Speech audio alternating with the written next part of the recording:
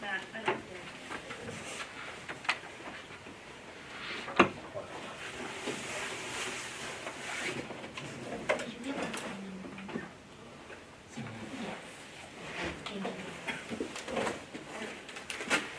Sit down. I'd like to call this evening's board meeting to order.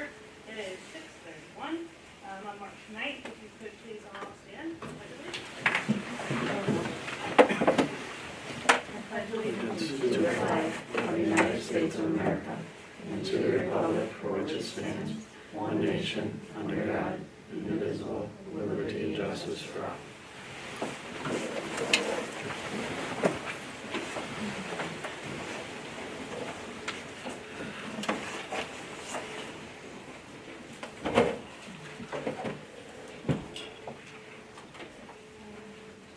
We have some additions to the agenda. Yes. Changes to the agenda. Yes, I would like to add 6.1 under personnel, and I would like to ask to move 3.3, flip-flop 3.3 and 3.2 presentations.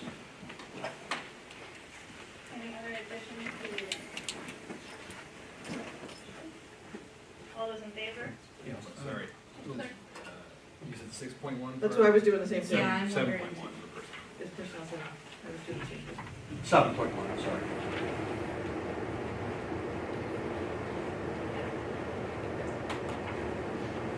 I need a motion to approve the agenda as amended. All those in favor? Need a motion to approve the minutes of the regular meeting on February 9th, 2023. Discussion? All those in favor?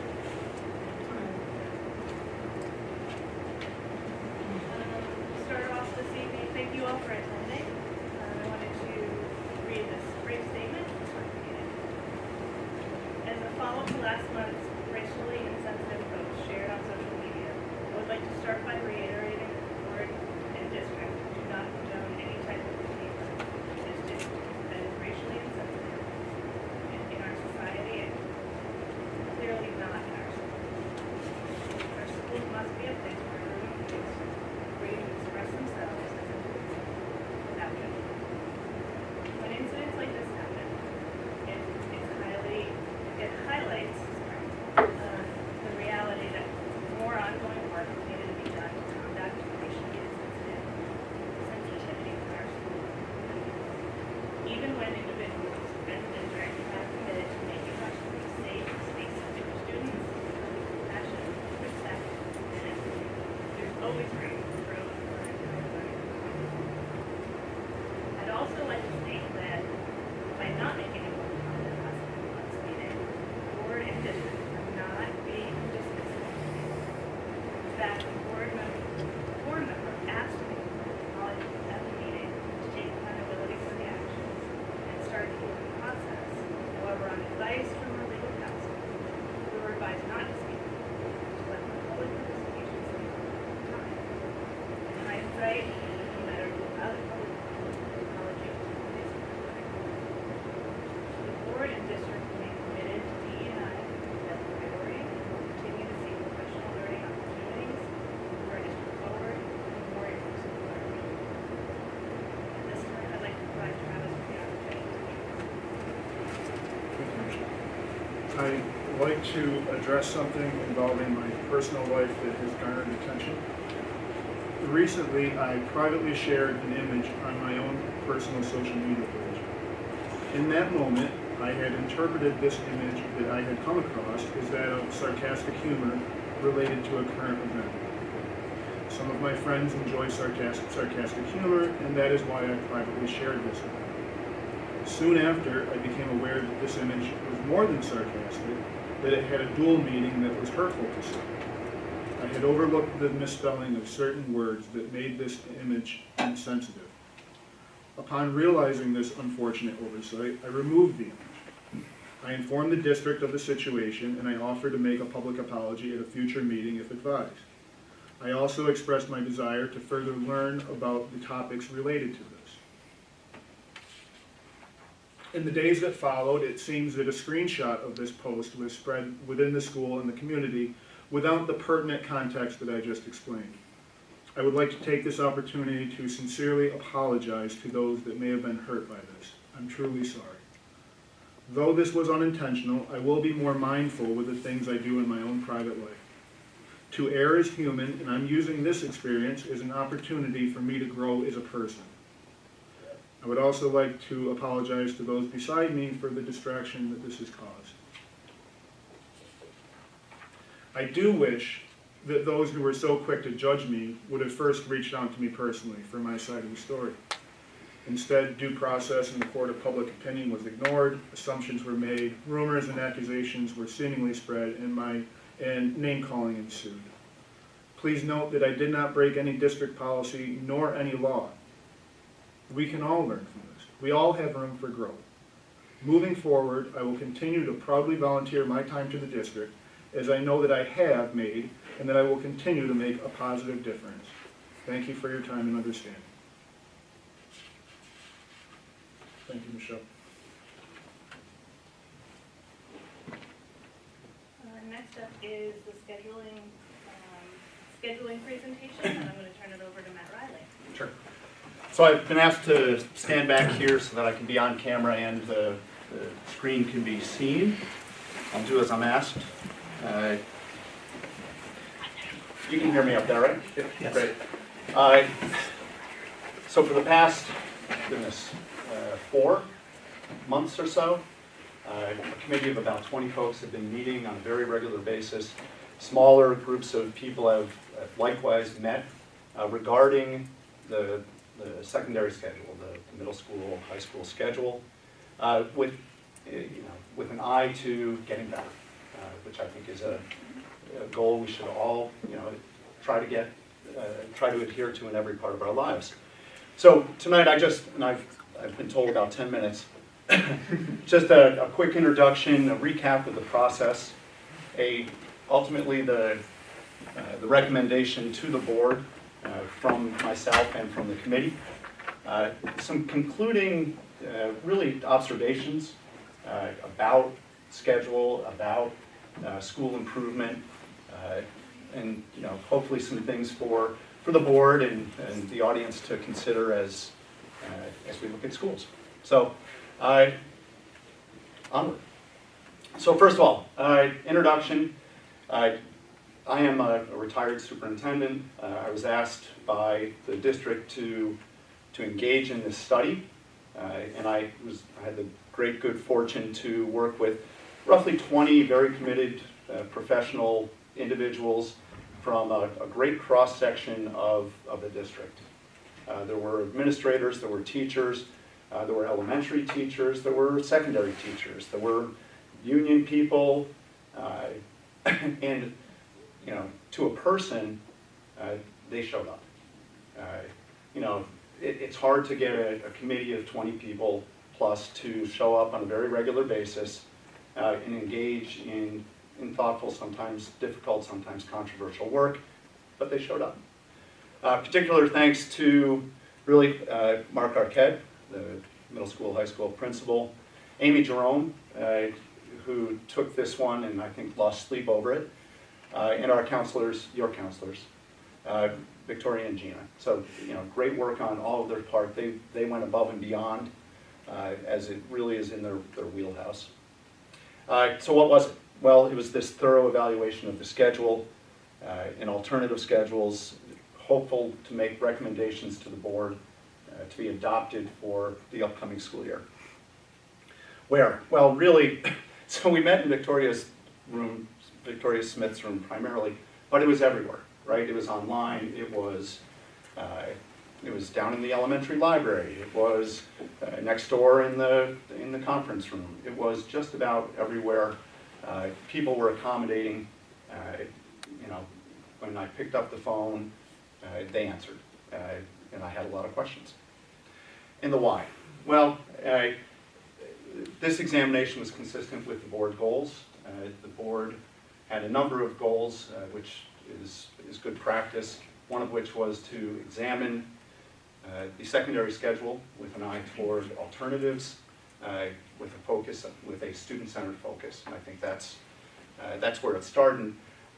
But I think the roots of that goal probably lie somewhere in what I've written up here, which is it's a schedule that's been largely unchanged for 15 or so years. I mean, it's undergone tweaks. And in that time, the district, its demographics have certainly undergone tremendous change, as has the world around us, right? I mean, I think certainly the population, the enrollment in the school district is different than it was 15 years ago. I think the composition of that enrollment, socioeconomically, students with special needs, any number of things have changed. Likewise in the world. I think the prevalence of mental health issues, particularly post-pandemic, are something that needs to be taken into account. Plus the use of technology, which has exploded in both public and private lives for all of us and for our students. So that's kind of gets us started here. This is how we went about it.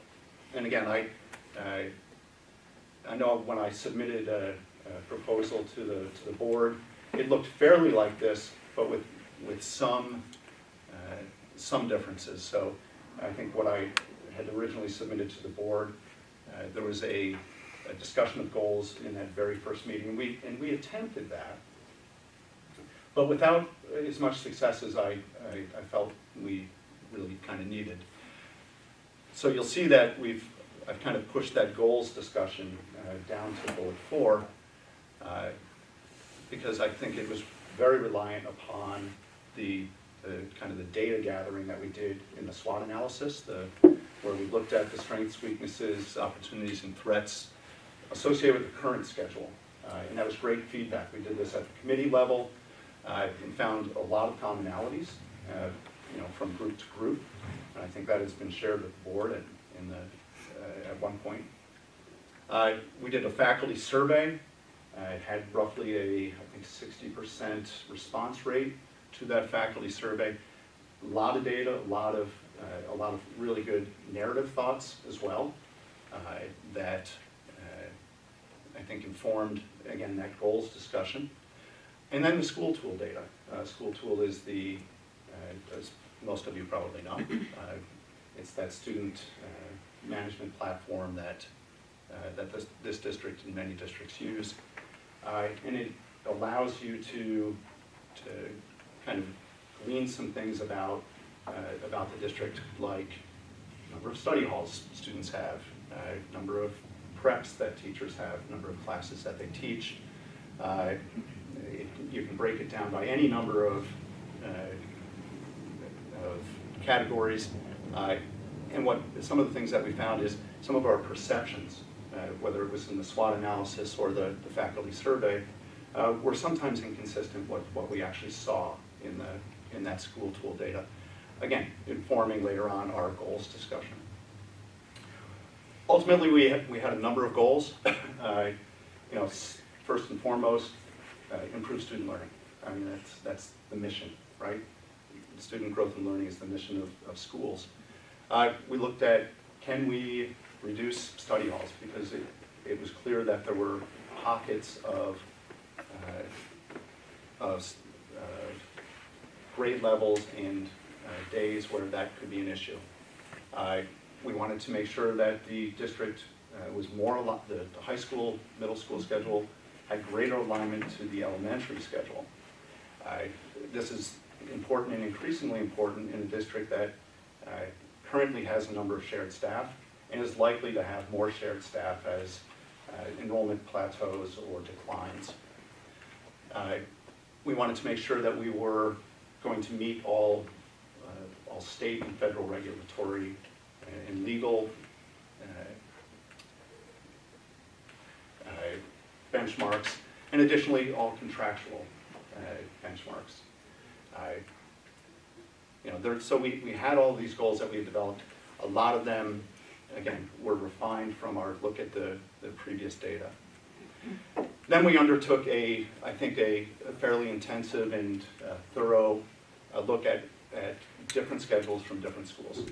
And selecting those different schedules, We went to schools of like size, schools that were really, K-12 or PK-12 in one building.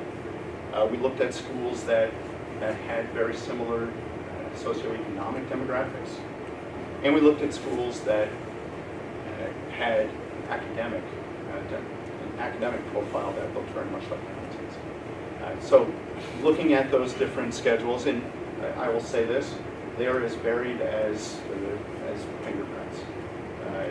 And they should be. Because the uniqueness of each school district, and I've worked in 5, 6, 7 different school districts throughout my career.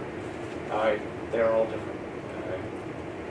Looking at those different schedules, we were able to make kind of composite schedules, and looking at the schedule that it currently exists, we came up with 3 possible schedules. Some of them at a very late date.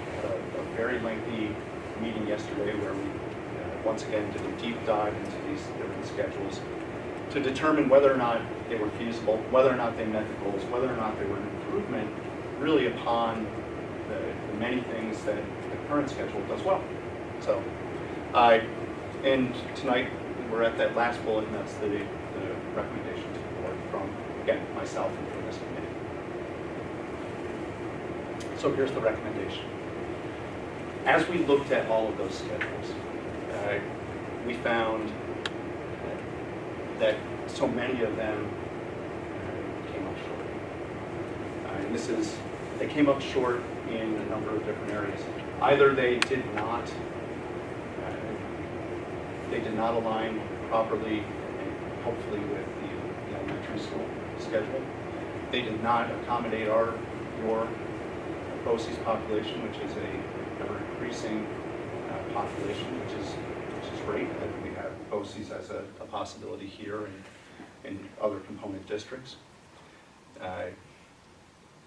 Some of them went as far as to, by manipulating the middle school, high school schedule, it impacted the planning time at the elementary school, something that was not going to, it just wouldn't be a good recommendation if that was the case. Personally, I believe elementary teachers need even more time. I'm doing an elementary principalship right now, and I look at how hard they work, and I'm hopeful that see it's the last thing that that a discussion goes on in the future about elementary planning time, because I think it is vital. So here's what we did come up with. After looking at 11 different schedules, after diving deeply into 3 that were kind of composites of those different schedules, we reached consensus about instead of adopting a schedule that is as imperfect as, or more imperfect than the one that currently exists, to improve the current schedule and to improve it in ways that helped meet at least some of the goals that we had formed earlier in the process. The first one, reducing the study halls, particularly at the 7th and 8th grade. In an examination of the school tool data, it was very clear that there were at least a couple days in the week when those 7th graders and 8th graders had, if they were not taking band, orchestra, chorus, they had an inordinate number of study halls. And that was something that we could do something about. And I think one of the things that we committed to was a new course offering to run simultaneous with that band chorus, so that those students would have a landing spot and would have productive time and wouldn't languish in a second or third study hall for the day. 1 study hall, 2 study hall is reasonable. A 3rd study hall for a 7th grader becomes a recipe for trouble, and it's not likely to be as effective as those first 2. So that's an improvement. Improve alignment with the elementary schedule. Again, because of shared staff, because of the impacts that the middle school, high school schedule have on the elementary schedule. This was one of the significant goals. So cell 4 is that hour-long period. By moving it to first period, it matches up for the rest of the day in a much better way than it does at cell 4. Making that alignment better for the remainder of the day, that's something that can be done. That's something that I'm in the committee are recommending. Reducing homeroom by 7 minutes, my understanding is, was increased by 7 minutes in hopes that that time would allow for some SEL training, some activities in forum, in homeroom that would be beneficial to school. That hasn't proven the case. I appreciate that people were reflective about the efficacy of that time. By removing it, it further aligns that middle school, high school schedule with the elementary schedule, and adds a minute to each of the cells, increasing a little bit of that teaching time. Examining times for the middle school chorus, band, and orchestra. This is periods 6, 7, that middle of the day time. By doing just, again, some slight movement in the schedule, we can further align those schedules, which is a positive for teachers and therefore kids. Increase elective offerings. So most all of your teachers are currently contractually teaching the number of courses that they can teach, regardless of the schedule, right? By changing the schedule, you do not change the number of courses that they can teach. That's governed by the contract. You do, however, have some teachers that are monitoring study halls. It's not a great number, but by freeing those teachers up to teach electives, you get really a dual benefit. First, you provide offerings for kids, which can be engaging and enriching, and at the same time, you'll draw kids from study halls. So it really has that dual benefit, which is a very positive development. Finally, and this is the last one, and I think the entire committee and certainly myself believe that engaging in this discussion about planning time at the elementary level is critical. I would add that revisiting all of these recommendations, revisiting the scheduling discussion on an annual, at least an annual basis, is essential.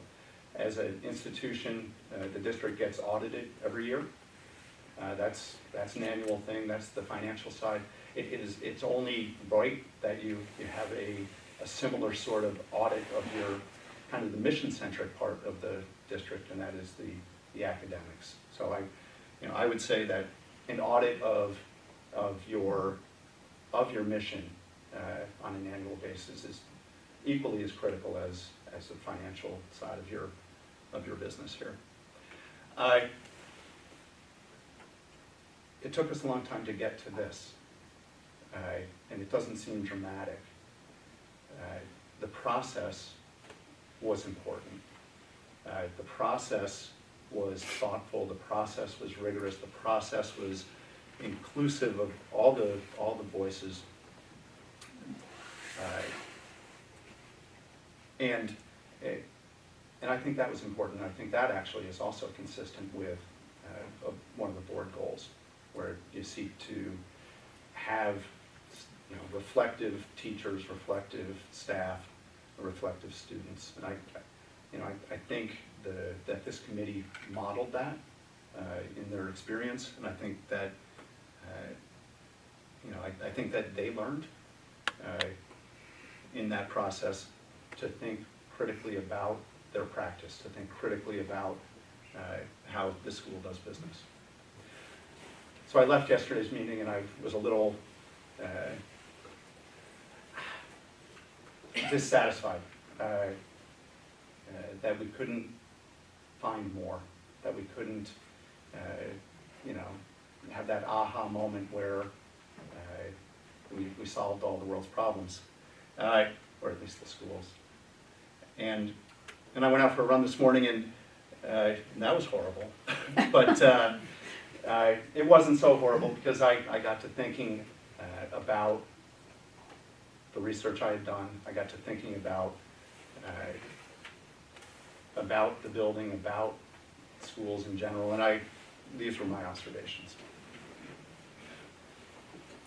First of all, self-reflection is critical for growth. I think that's, again, consistent with one of the board goals and consistent with, certainly with one of my beliefs. Ultimately, I believe that the schedule is arguably less important than what happens in the classroom. And this is what research says as well. In preparing for this study, I read deeply about schedules. And I read that really there are two kinds. There are block schedules, and there are some version of a straight 9 with, maybe some hybridization in there. What I didn't read was that there is a optimal schedule. That there is one schedule that will guarantee the greatest opportunities for the greatest number. I did not read that that there is an optimal length of class. Certainly there were parameters. Classes under 30 minutes at the secondary level are anathema to learn. Classes over 80 minutes without significant support, without significant training, are not likely to be successful. So class time isn't magic. The class schedule isn't magic. This is what the research tells us. What the research also says is what is magic is quality instruction. And what is magic is making sure that your course offerings are keeping up with and forward-looking to what the skills and knowledge that the students will need in the future. In addition to continuing to provide those foundational learning pieces, right? The things that New York State says you have to have. You need Regents courses in these different areas. Your schedule does that. In addition to that, it does things at an even higher level. The number of AP courses, 9, that you offer is exceptional for the size school that this is. So those foundational learning courses, you're knocking it out of the park. You need to provide support for all learners. It needs to be an environment that students with disabilities, students with extra abilities, students of all shapes and sizes and learning abilities need to be able to thrive. One of the important elements that your schedule contains is and this was, people were steadfast, the committee was steadfast about this, were 9 cells. Particularly at middle school, this was essential because it provides the opportunities for students who receive support services to have access to all of the different courses, which is not only really a kind of a moral imperative, it's also kind of a legal imperative under IDEA. And then it has to be, your course offerings have to be forward-looking. What skills, what exciting things will our kids have to do in the future? I worked here 15 or so years ago, and I look at the course booklet now, and there are things I don't even recognize. Courses that have been added that didn't exist, weren't even in people's imagination when I was here, and that's how it should be. Does that mean you're done? Absolutely not. But you're certainly thinking about it in the right way to move the course offerings in the direction of the future, whilst continuing to provide those foundational learning experiences and to provide that equitable learning environment for all. You also need, and again, this I know less about in terms of what the practice is here, but high quality instructional practices. As I said, research says that this is what actually drives achievement. Less so than the time in the class, less so than the structure of the schedule. It is the teacher in the room and what we know to be high quality and effective instructional practices. So some mix of direct instruction and collaborative exercises and some formative assessment and all of these things that are associated with student learning. In order to have that high quality instruction, rich professional development. Not one and dones, not sit and gets, but consistent, supported, high level professional development that drives high expectations with a commensurately high level of accountability, and you can't have those things without that high level of support. This is what I thought about this morning. It made me feel better because it made me remember really how schools develop quality. It's probably not the schedule. It certainly is these things. Arguably, it's all of those things, but I think this is probably the priority. The schedule, if it can further these things, is a bonus. So that was the work. And again, it didn't end where I thought it was going to end. And maybe that's not such a bad thing to have those preconceptions kind of dashed. Questions? First and thank you to all of the teachers and everybody that was part of that scheduling committee working. There's been a lot of time spent, but I do think it's good. Anybody have questions? Yes. Could you maybe give us some idea of what notes will change as soon as we see their schedules based on the recommendations? Do you know numbers, average number of cycles now versus what you see? So, I don't, and really, so it's going to have to actually be done, stabilized and built. What I can do, and I don't have my executive summary for this matter. I have one for you.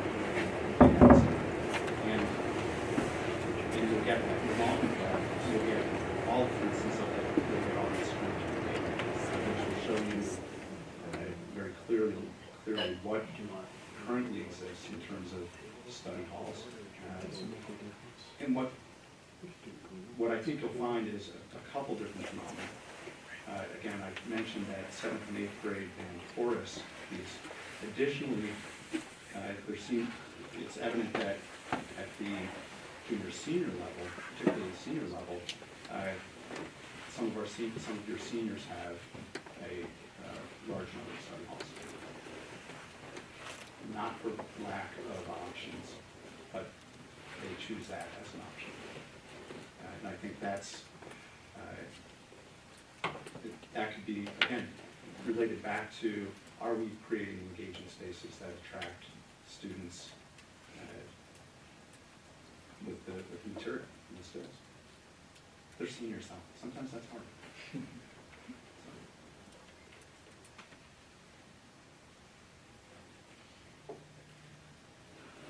I think my questions are actually, would probably be more directed at Bill than at Matt. And so I don't know if this is the time for that, but I think that extra time in study hall was designed not only for social emotional work, but inclusion work and communication work and all of those. In study hall or in Homeroom. Did I say study hall? Yes. I'm sorry. The 7 minutes. In homeroom. How does that again? In homeroom. I don't wanna lose that priority And, in this one too. and I value that as well. One of the schedules that we looked at very deeply actually had 2 full periods a week that we were hopeful could be used for teacher collaboration or social and emotional work with students. And maybe that would be close, and maybe that would be, the teachers who are counselors who help students organize their own abilities. A number of the school districts have a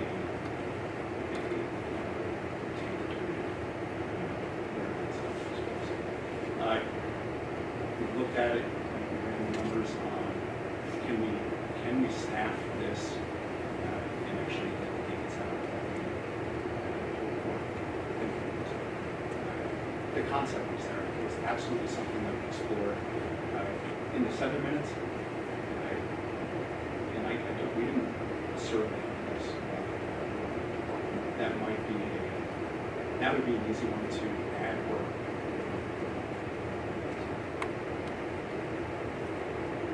But that's, when I talk about the changes globally and the changes locally, this is what we need to look at. Yeah, obviously, we're working within the limited resources that we have, and there's always going to have to be some compromise. So, look forward to the changes. What are the remaining areas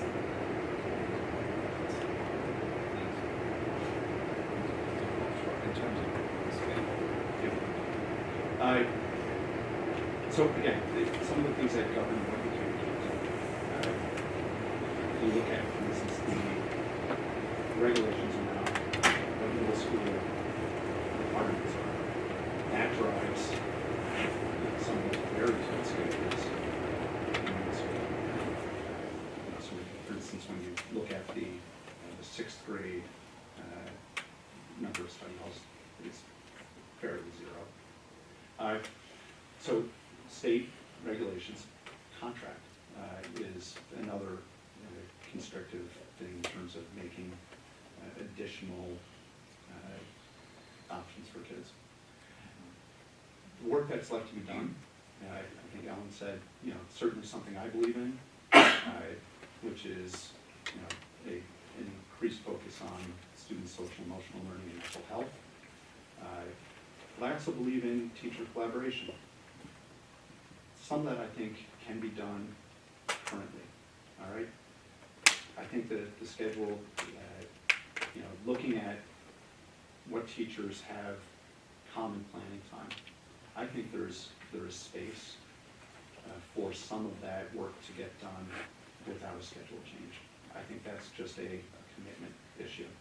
Commit to getting that work done.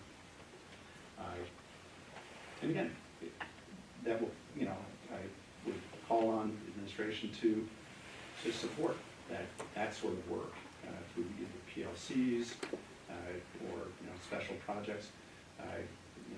Teachers work hard on preparing and reflecting on their lessons. I think they could work hard with one another, and I think there'd be great benefits gleaned from that sort of work.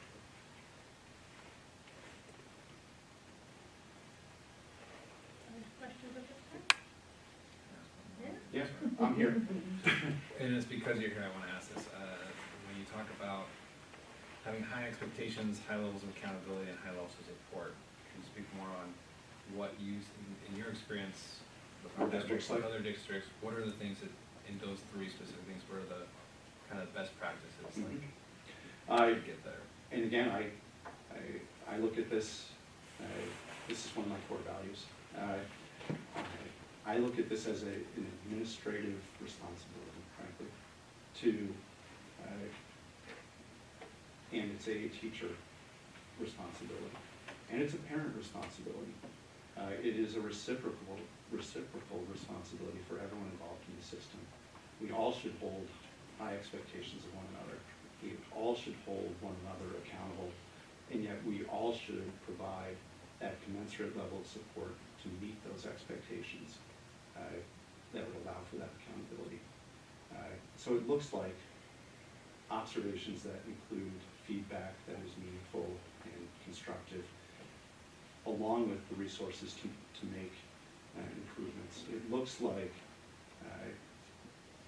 contacting parents when a student is struggling, and asking parents to be partners in that struggle, and giving them resources to help in that development of that child. It looks like what you're doing today. It looks like the board undertaking an examination of something difficult, scheduling, having an expectation that it will be done with integrity, with fidelity, hearing the feedback, but also, you've provided support for this site, and it looks like that. Does that help? And have you seen examples where this communication works well? I just think, I know that some parents have difficulty sometimes voicing, or maybe even, maybe they don't want to voice, or maybe they have a hard time articulating exactly what their issues are if they're not experts in especially in public education. Yeah. Right? I've seen it work well, and frankly, I think maybe it's something that we could do a better job training teachers and parents on. I can't say that it has. I see where it has globally, universally worked well. Certainly, some teachers and parents are better at this. Some districts might have some strategies, but I don't have a magic answer on that. Okay, sir. I do have like 5 other questions. Not bad. So here's the thing. I'm going to hold that Hamilton email address for at least a little bit longer. Send me your questions. Again, an executive summary is forthcoming. It just has to make some changes. Okay? I've just got one. Yep. So, it seems like study halls are still prevalent. Yes. So, you have quite a bit of experience in your teaching and administrative career. And I'm sure this isn't something that this committee really had the time to explore, but have you seen school districts before that have a good study hall program, how they're facilitated, how they are trained for, so that the kids are encouraged to use the time wisely and not roam the halls? Yeah. And again, expectations, accountability, and support. I continually go back to that. I think absolutely some study halls, and I'm certain some study halls in this building are more effective than others. And I think there are models out there where that certainly can be done and is done. I've seen it in schools. Great. Yep. Thank you for all the time and effort you Well, put into this. I know again, it's challenging. I appreciated the support. I appreciated the people on the committee, their commitment to the work. I appreciate Bill being there at every meeting and having very good communication throughout. All right. Thank you, Matt. All right. Thank you. Thank you. Appreciate it. And again, feel free to email with questions. Thank you. All right. Well, thank you very much, everybody, for that. Next up is our second presentation of the evening, and it is Madison and BOCES administrative budget presentation. If you would, please come forward, Scott and Lisa, and give you Chris.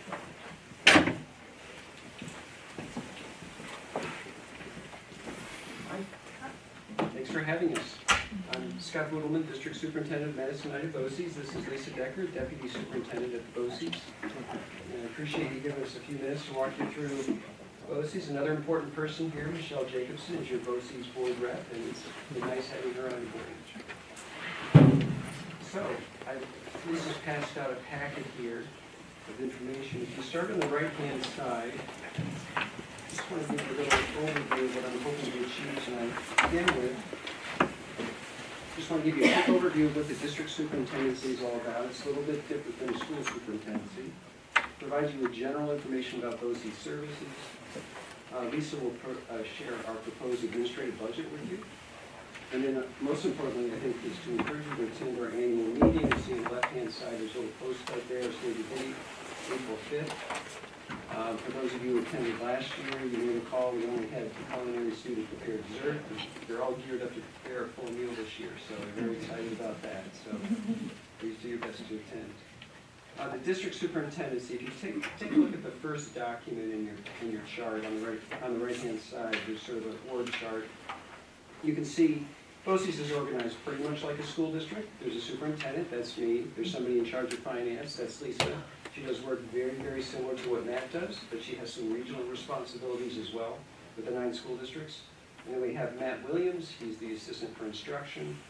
And then additionally, we sort of have a third leg to BOCES. We have the RIC, Mohawk Regional Information Center, which services more than just the 9 component school districts. We have several services that actually extend beyond the 9 school districts, but the RIC specifically goes to 50 different school districts across 4 different BOCES, so it's a pretty substantial service. So although there are 37 BOCES in the state, and almost every school district in the state belongs to a BOCES, there's only 12 RICs in the state. And one of those RICs is right here in Vernon, right here in the Madison region.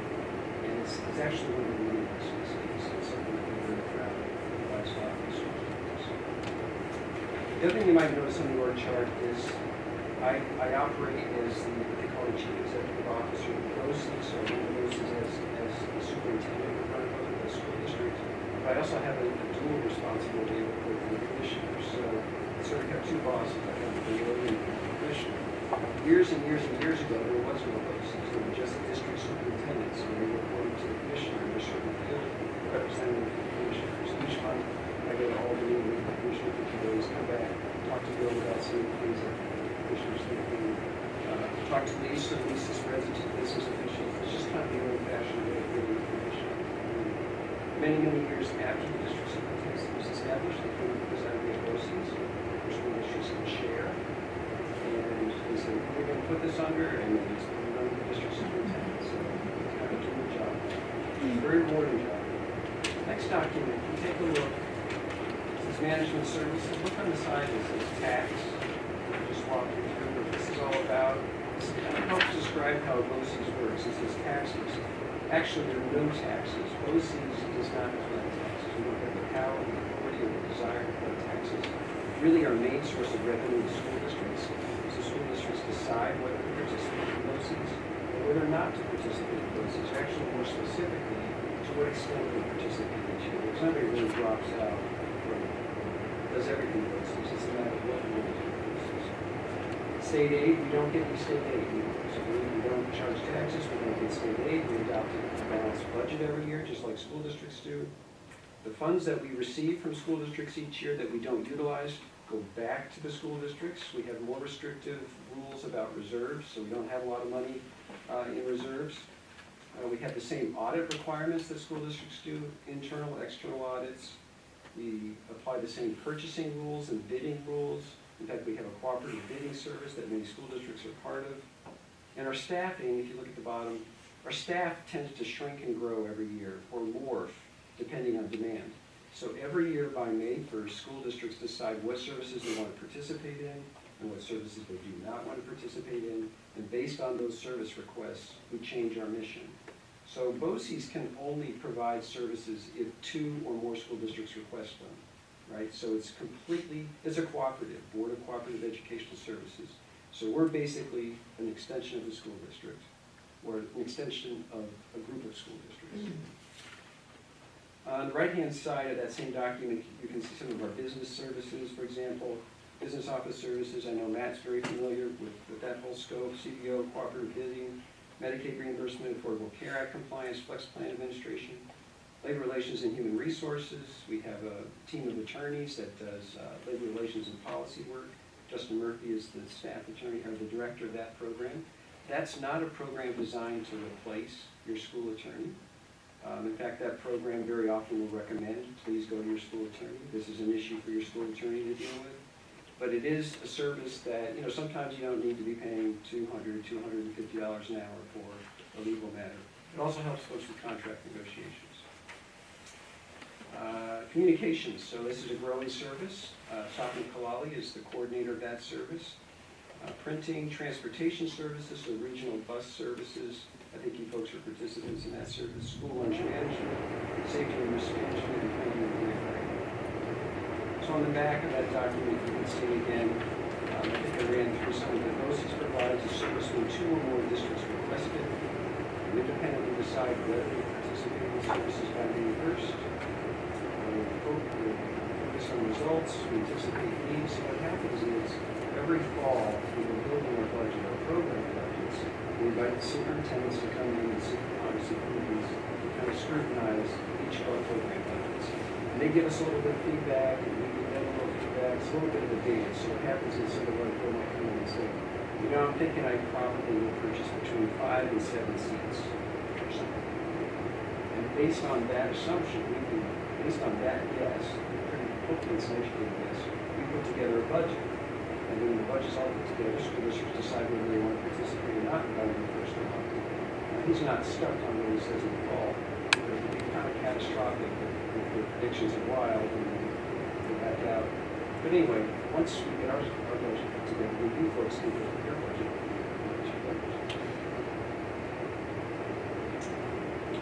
All right, so maybe I will turn to the next document.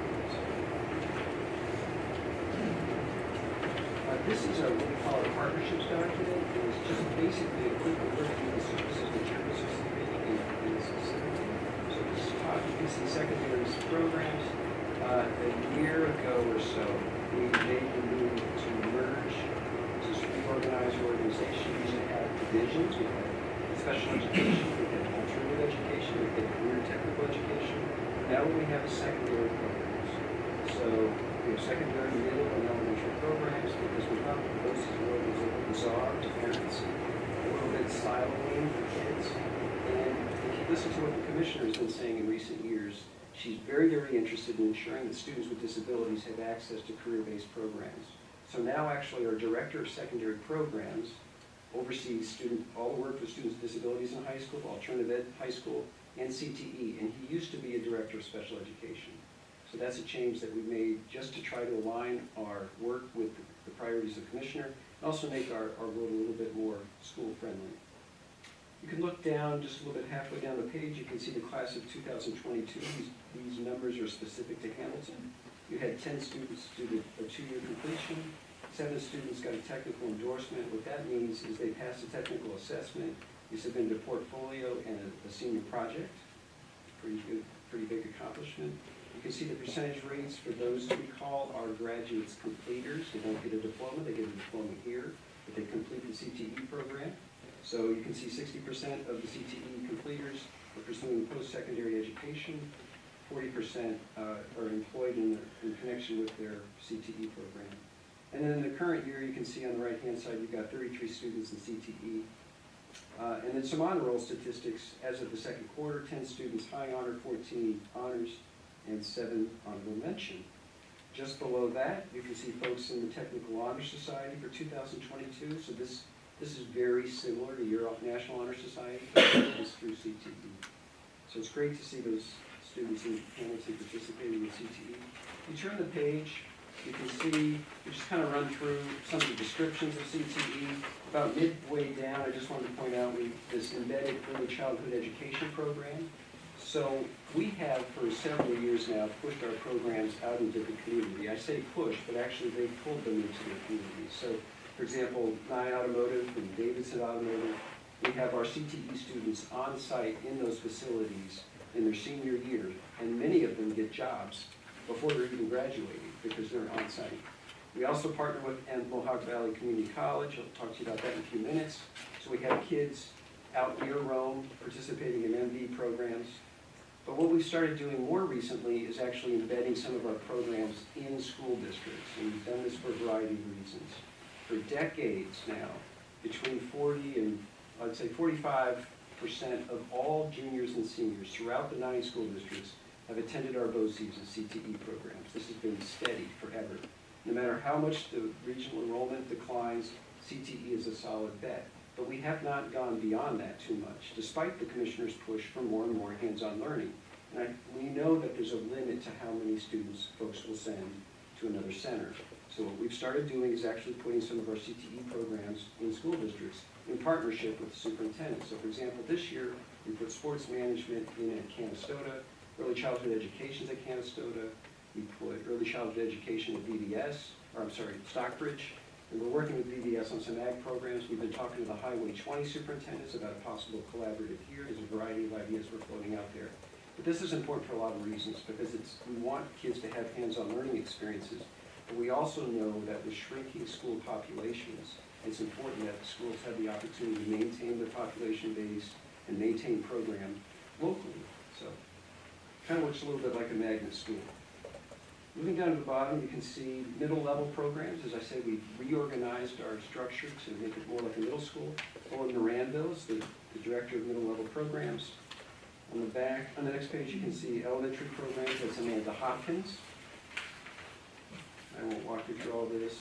A couple pages in, you can see Center for Instructional Support. This is School Library System Services, Planning and Grant Writing, the Print Shop, Don Philhauer. And then the Regional Information Center, as I mentioned before, Director is Heather Mahoney, Business Office Services, Tara Palkowski, and Risk Management, Jack Angersano. So you have time, feel free to take a look at that. The next document actually just lists all the services that you currently participate in without the detail, so you can just see what it looks like. The number, you can ignore it, it's a COSER number, that's for BOCES reference. Bill understands all about that, and so does Matt. This is your current participation. After that, what we've done is we've spotlighted a couple of your high-flying students in BOCES programs. Sort of a larger document, you can see we've got 3 students highlighted. One is in a health-related careers track, graduated class of 2022. This individual took a CNA exam and now works locally at a Hamilton facility. And then there's also a student in class of 2022 for IT systems and Cisco networking. He was in the National Technical Honor Society and now is attending RFA for a BFA. He said, I had to turn it over to see, make sure I didn't write the gender down on this side of it. Class of 2022, student participating 3 years at BOCES, Foundations, Manufacturing Technology, and then Engineering. Was awarded outstanding leadership and perfect attendance. Now attending OCC to become a paramedic, a great employment opportunity to stay locally based. For many, many years, we did our CTE graduation at what we call the Rossetti Education Center. That's where we had our annual meeting. So we would pack parents and students into that facility 3 nights in a row. We're doing an hour-and-a-half graduation 3 nights in a row. And it was a wonderful event. But last year, what we did is we went to Vernon Downs, and it was an enormous event. We were lucky with the weather. I think that's probably what we're planning to do this year, so I encourage everybody to attend. I think Bill was there with the other superintendents, so we're anxious to do that here. Next document just highlights some of the initiatives of the Commissioner of Education. Specifically, she has communicated to us repeatedly that the department wants to focus on what she's calling customer service. In other words, they want to enable schools to do the things that they need to do, not be a barrier to the things that schools need to do.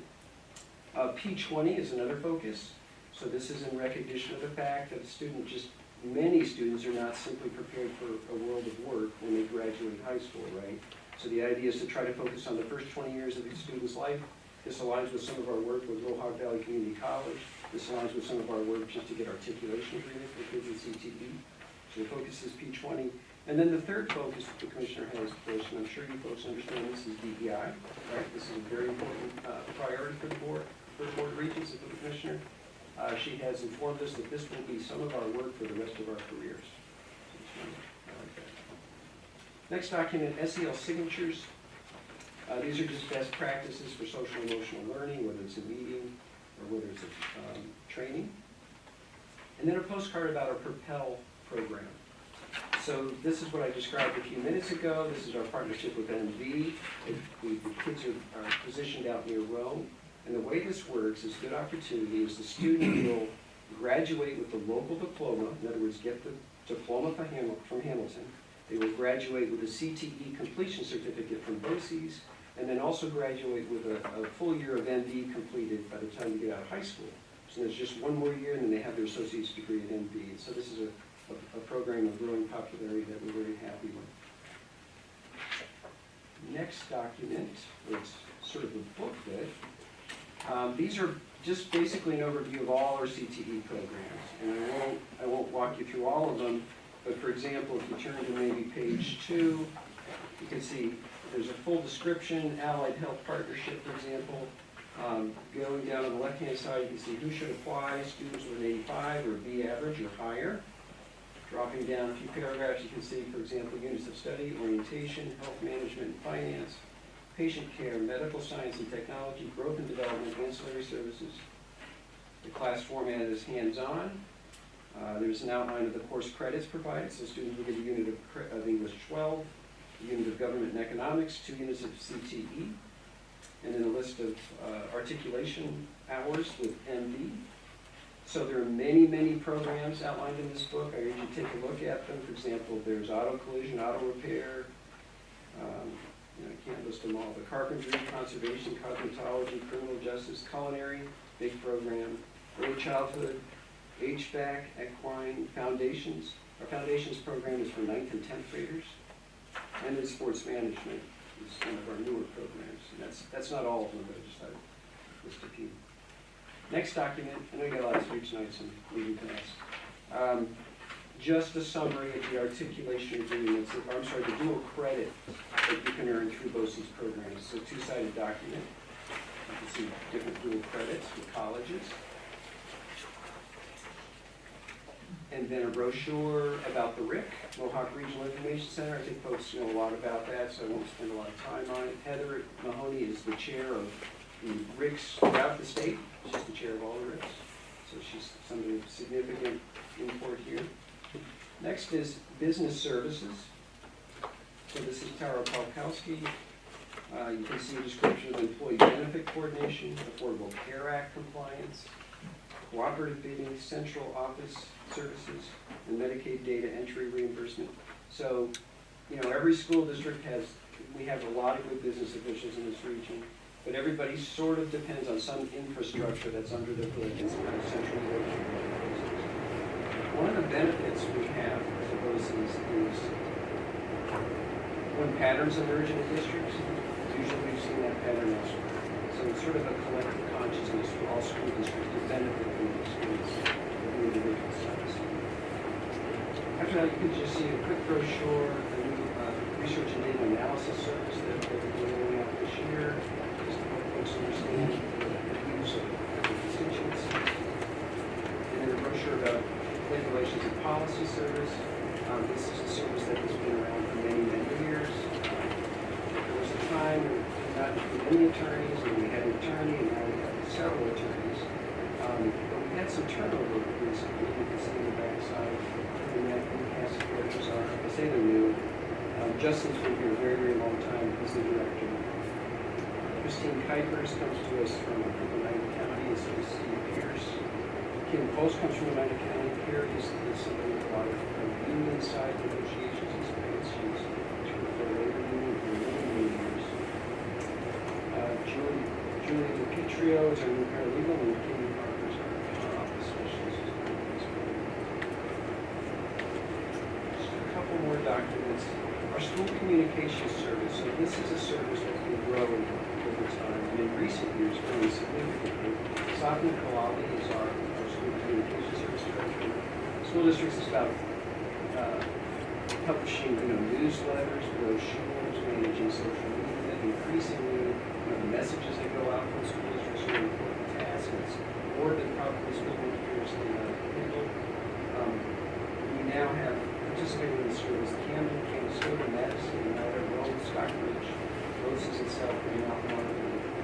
We do provide services to non-conforming school districts. We send non-conforming to move outside of our country. And then the last two documents in your folder are just about staff development. The first is, this is Ed Ronaldo, his team. first is just a description of the service, and the second larger document is a summary of all the 2023 winter course offerings that have been provided. We actually, I think even our, I don't think Bill and Maddie realizes, but they're shifting over to the Costello Center, so for the folks who are familiar with our regional transportation agreement, so we have all of our, many of our, I think 8 out of 9 of our school districts have non-conforming student bus maintenance through our transportation center in Oneida. And our staff development team has now moved up some. We're going to move until moving upstairs next. So our staff development team, that's just a quick overview of the program. Again, please don't forget to come to our annual meeting. Postcard date, I think, is April 5th. Proves to be a good time every year. There are cookies, right, Matt? There's cookies usually at the end of the night. Any questions about the program before Lisa walks you through the budget?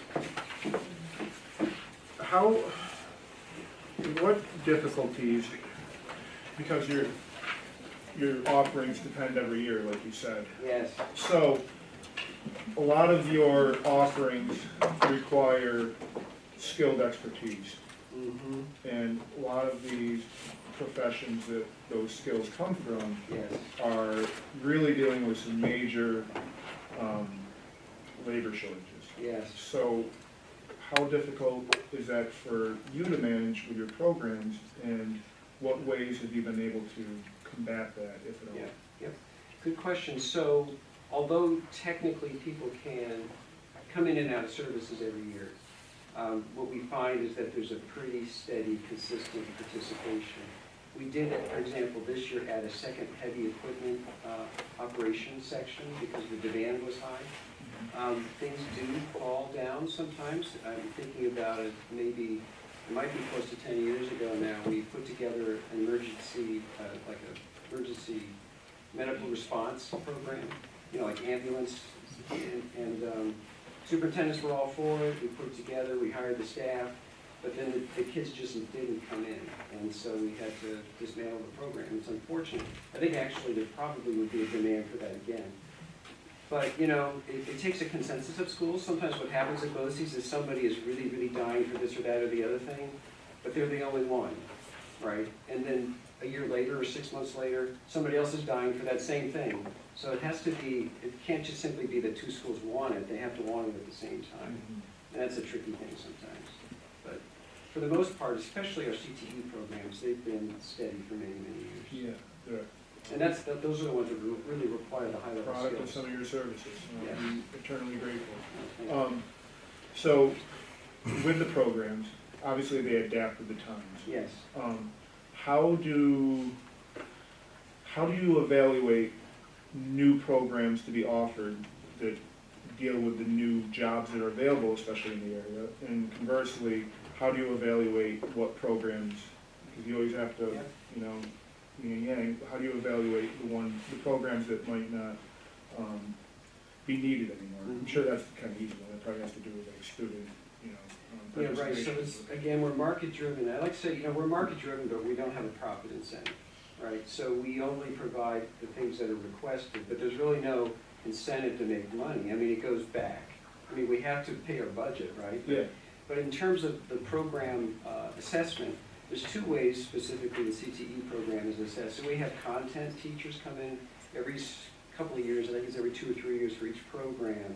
They come in and they assess to make sure that the content credits that we're awarding in those CTE programs, you know, meet the learning standards. That's a requirement. That's how we get recertified by state ed. The second way is we have an industry advisory committee that comes in. I think it's actually happening in the next month or so. Where basically annually they come in and they talk to us about their vision, what the workforce needs, what the skills that are required, and they give us some advice about developing a program. And I can get you that data if you like.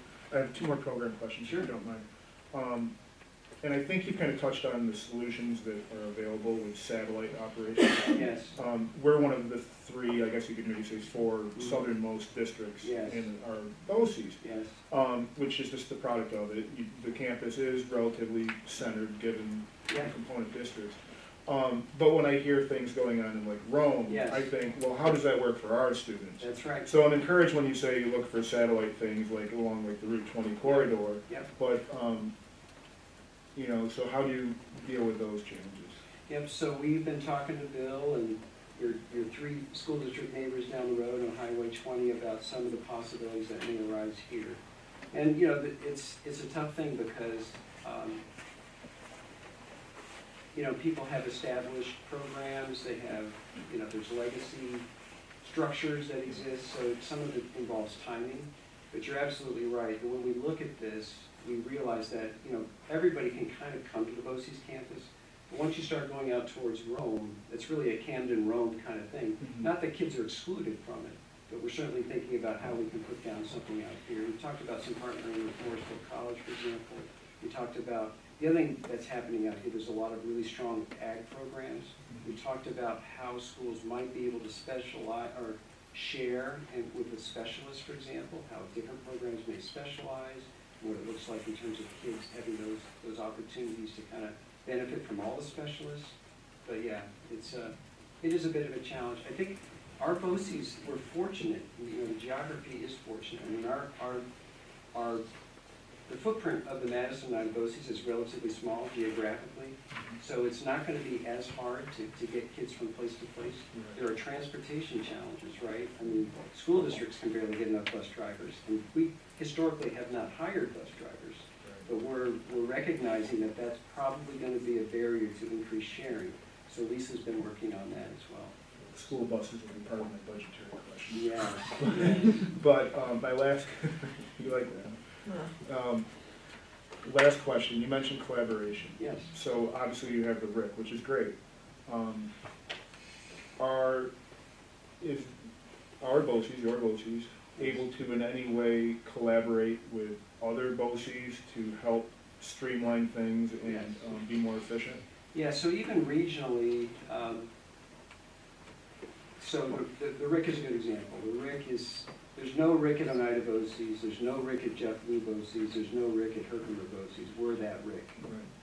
We do provide a safety service through Jack Angersano, but many schools subscribe to our neighbor BOCES risk management service because it's a much different service. It's kind of like an army of risk management people where we have a more mom and pop kind of personalized approach. But specifically, we don't try to compete with that because there's no need to. There's a good service being provided. So there's a process called the cross-contract service or process where if our BOCES does not provide something and Bill wants something from another BOCES, I can authorize that BOCES to provide that service to Bill if we're not providing it. But yeah, so there is some regional collaboration. It's always a mix, you know. What we think of as a great collaboration today, tomorrow could be construed as a monopoly. What we see as a monopoly today could be construed as, you know, something that's anti-competitive in the future. You know, so it's just all this. So we want a mix, a balance of opportunity for folks to select services, but also to maintain a certain level of expertise over time. Yeah. Very good, thank you. Sure. Other questions? Okay. I'm going to turn it over to Lisa. Thank you. Thanks, Scott. Sure. Hey, everybody. So I'll be talking about the budgets on the left side of your packet. So the first one I'll review is the administrative budget for 23-24, and that's on the blue paper. So our BOCES administrative budget includes expenses for any of our staffing in our central administrative office as well as our business office. So it's 8.2 people, administrators, clerical, our payroll clerk, and so on, as well as the fringe benefits that are associated with those positions. We have a few line items, like standard equipment, supplies, software, interest charges for potential grant borrowings. Other expenses included in the budget are mileage, meetings, and workshops for those positions that I mentioned, as well as board meetings, NISBA committee meetings, and so on. The line item for auditors, you may recall last year we talked to you about the internal audit. So for the past 9 years or so, BOCES has been able to take advantage of an exemption from the internal audit function. That exemption is no longer available to BOCES. So starting in this year, we had to build in the cost or the budget for the internal audit function. So you'll see that that line changed this year, and it's included in next year's budget as well. There's a line for membership fees, so those are memberships in the School Boards Association, the Council of School Superintendents, the Association of School Business Officials, MRASDA, and Rural Schools. So those are organizations that help us to provide advocacy for all of our region. We have a line item for contractual expenses similar to yours, our actuarial study, our IRS compliance, banking fees, online application system for Putnam BOCES for recruiting, as well as the School Boards Institute. Legal fees are also included in this administrative budget, as well as a line for superintendent's regional meetings and staff development, postage and advertising for our required legal notices.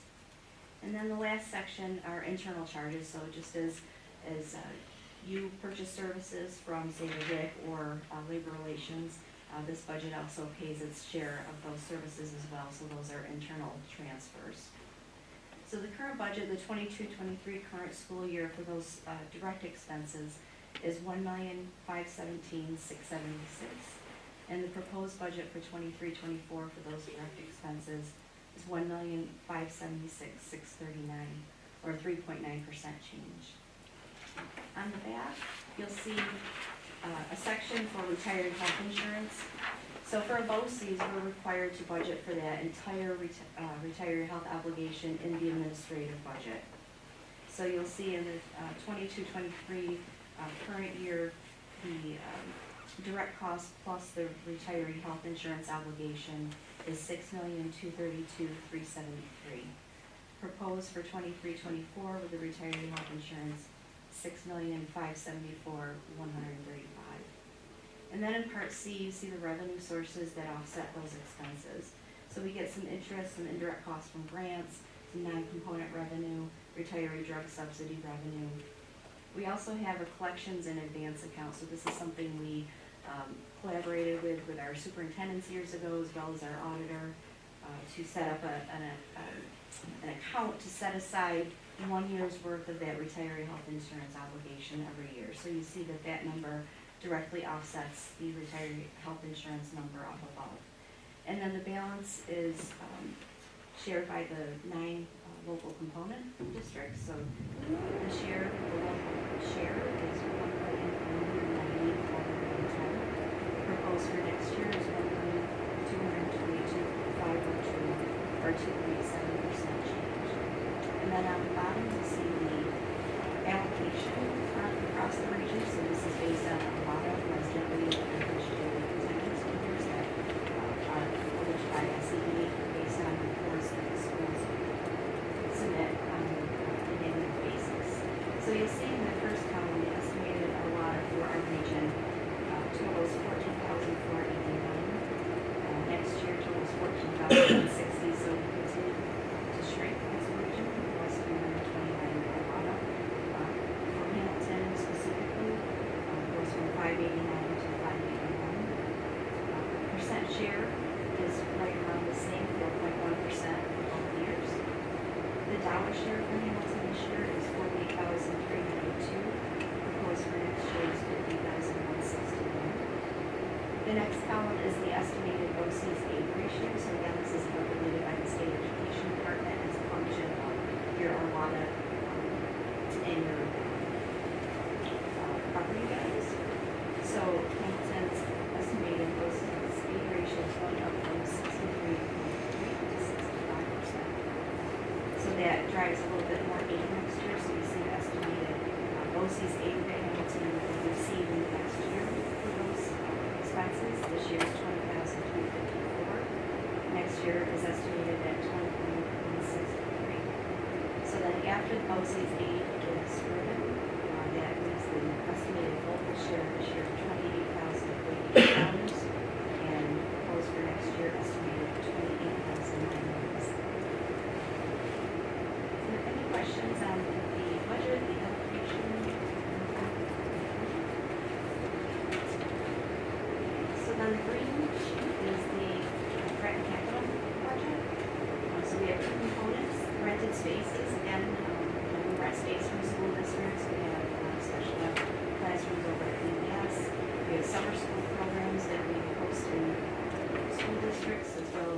Scott talked about some of the embedded programs.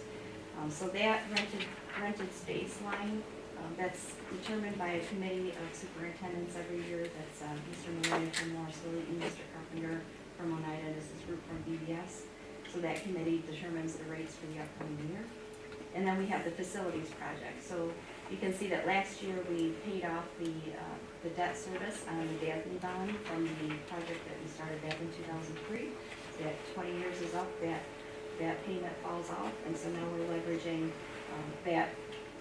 those dollars towards safety, security, and site work projects that we have upcoming in this next year.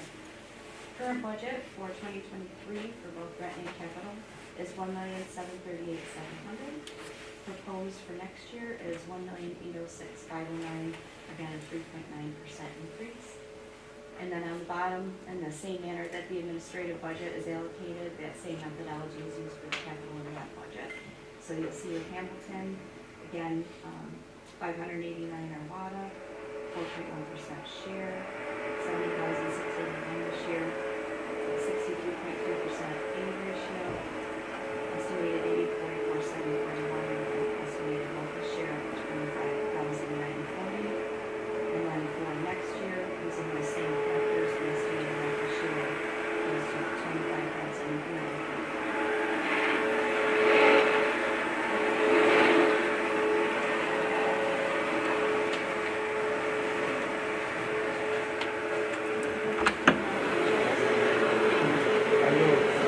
I'm sorry. I wasn't sure. And I don't know if this question probably goes to future facility projects, but the landscape of the school buses in the state is going to change. And I know a lot of that is still undetermined how. But we do use you for our bus maintenance. Very happy with that. But I would imagine that this is going to really impact. For example, electric buses are heavier, so probably most of the lifts used to work on these buses aren't going to work, so we have to get new lifts.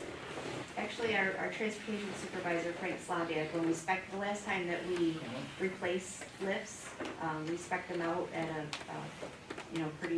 pretty heavy duty, and they have determined that they will be okay. It's easy to see, hard to force it, so that's great. But even like, obviously you have mechanics that work on that. Training. The training, the recruitment of staff, so, and all the other stuff. So how might that affect future financial endeavors of BOCES? So those are all, factors that we will consider in any future building projects. Actually, the facility that we have at Oneida, we actually lease from Oneida City Schools, so we would partner with them to make sure that all the infrastructure, their bus garage is actually right next door to our bus garage, the bus garage that we use. And so we're all in the same boat. So we're all paying close attention to all the factors that will impact transportation, maintenance, staffing in the future. But if I may, even in the last 10 or 12 years, we've seen the sort of coming and going of propane buses, natural gas buses, gasoline, and diesel. And I believe even currently, Frank and his staff are well versed in working in any types of those buses, and they've always been up to speed with those changing, I'm not saying all that stuff. So I would be very confident that they've been through this before with emerging trends and other fuel sources, so Great. they'll be ready. Thank you for that, Matt. Yeah. That's all I have. Thank you so much, as always. Thank you. Thank you. Thank you for letting us, Bill, Thank and you, Matt, Jill. Michelle, great regional leaders. Good to have them at the table, so appreciate it. Thanks, Scott. Coming down, and that's it. Thank you so much. This is stop 6, which Yes. More than halfway. We'll talk soon. Well, thank you. Thank you. Good night. So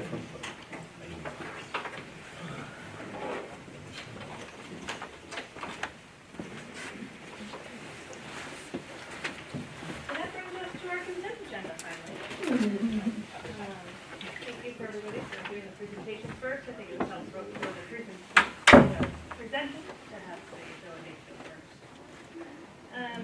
need a motion to approve the following consent agenda, 4.1 through 5.1, as recommended by the superintendent.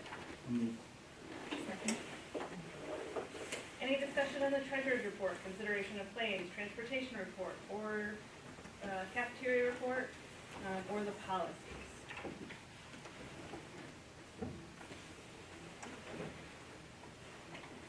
All those in favor? Aye. That does bring us to the first public participation at this time. Please remember to state your name, hold on. Change things this year. That everybody has no more than 5 minutes, speakers are limited, speakers shall not make reference to any board members, district staff members, or students by their name, and please make sure that statements at the meeting that involve personnel or slanderous attacks of any groups or not, individuals are not named.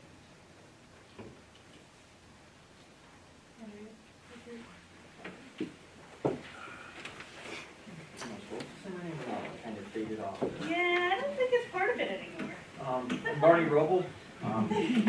I'd just like to thank the board for acknowledging receipt of my questions concerning the programs the district are currently involved in dealing with the racism and inclusivity. I just wanted to thank you for acknowledging that you received them.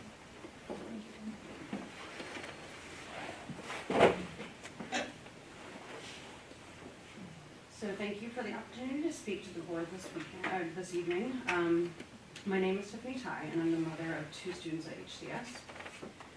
Hamilton Central School has a problem with racism. It has a problem with misogyny and sexism. It has a problem with classism. It has a problem with homophobia and transphobia. And it has a problem with ableism. Some folks' immediate reaction may be, oh, that doesn't happen here in Hamilton. But it does, and it doesn't make Hamilton Central School special. Unfortunately, all these forms of oppression exist in our country, from an individual to an interpersonal, an institutional, and a cultural level. It is a reality that I've experienced and I accept. Accepting this reality of systemic oppression does not mean that I act as a victim, nor am I complacent in my role in the system. In fact, it encourages me to work harder to work against it. From what I have seen, I think the board and the administration need to start with that.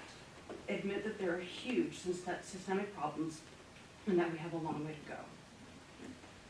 In the February 15th email from the school regarding the, quote, harmful social media post, the word racist and racism were never used to describe the board members' actions. Using the term racially insensitive softens the blow and allows someone to claim ignorance. As an Asian American, I can say that it did not make me feel better, nor did it make me question the board members' level of intelligence or ignorance. The email followed with a long list of actions to combat racial insensitivity and discrimination, in quotation marks. The list looks impressive. Workshops, partnerships, and phrases that include restorative practices, open dialogue, community inclusivity advisory, which all sound promising. However, it didn't take a lot of research to figure out that many of these actions are superficial and do not go very far. As a parent who wants not just my kids, but all kids to have a place to learn that is free of bias and discrimination, please do not throw around buzzwords to placate me, because in real time, students are hearing the N-word, they're being harassed for their real or perceived gender, and they are not feeling supported by the school. If HCS really cares about making, quote, making diversity, equity, and inclusion a priority, then please consider the following concrete actions. The district's webpage on DASA, or the Dignity for All Students Act, needs to be updated with more educational resources for parents and students. There should be an outreach effort to inform and educate the community that there's a way to report harassment, bullying, and discriminatory incidents. And there needs to be more information about what happens after incidents are reported and what a parent or student can expect. The district code of conduct should be easily found on the district webpage, and I haven't found it yet. There should be information on when we can expect a revision with a, quote, lens towards restorative justice and what that means in practice. In the February 15th email, it was written that certain behaviors, quote, require immediate response up to and including suspension from school, along with restorative practices. But this is a contradiction because implementing restorative practices takes an entire cultural shift away from top-down disciplinary practices like suspensions and expulsions. It can take years for a dedicated school district to make these changes. Having restorative circles does not solve everything, and in some cases, victims of harassment, bullying, and discriminatory incidents can be further traumatized and targeted. If you really want to use restorative justice, the district should have a strategic plan and timeline for making such a large change in disciplinary policy. This would include education for administration, teachers, and students, as well as communication to the parent community about how the school is implementing and practicing restorative justice. Currently, the strategic plan for 2023 makes no mentions of the words equity, inclusion, nor restorative justice. The Inclusivity Advisory Committee mentioned in the email is supposed to provide guidance to the superintendents around issues of inclusivity, but it's unclear as to what the committee has actually done. The members include, quote, a diverse cross-section of volunteers based on their experience with diversity and inclusion topics. My question is, how are these members selected or invited, and why are there no teachers on the committee? Speaking of teachers, I believe that teachers at HCS are committed to making the school a safe learning environment. They have approximately 1 million things they are asked to do, another 1 million they are required to do, and then there's the other million that they just do on their own. So before I simply say that teachers need more training, what I mean is that teachers need meaningful, authentic, and practical training on how to handle harassment, bullying, and discriminatory incidents in their classroom and hallways. Don't waste their time with one-time workshops or training. Empower and support them in calling out biased behaviors, and that takes sustained support and not just professional development. In closing, I do want to thank you for your service. The board has immense responsibilities, and what I ask is that if you truly believe in making diversity, equity, and inclusion a priority, take the real steps to address systemic problems everywhere from the hallways to district policies.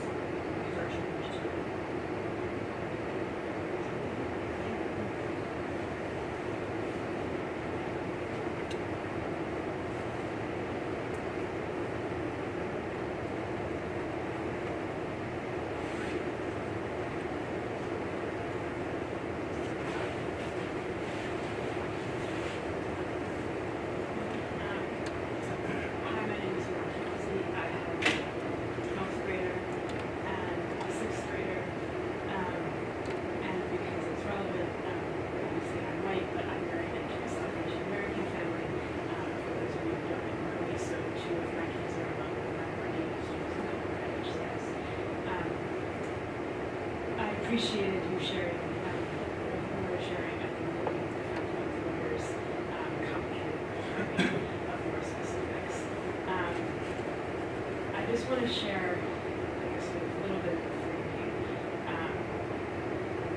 I think the fact that people have been sharing hurt so broadly and so quickly is helpfully diagnostic that something broader is going on.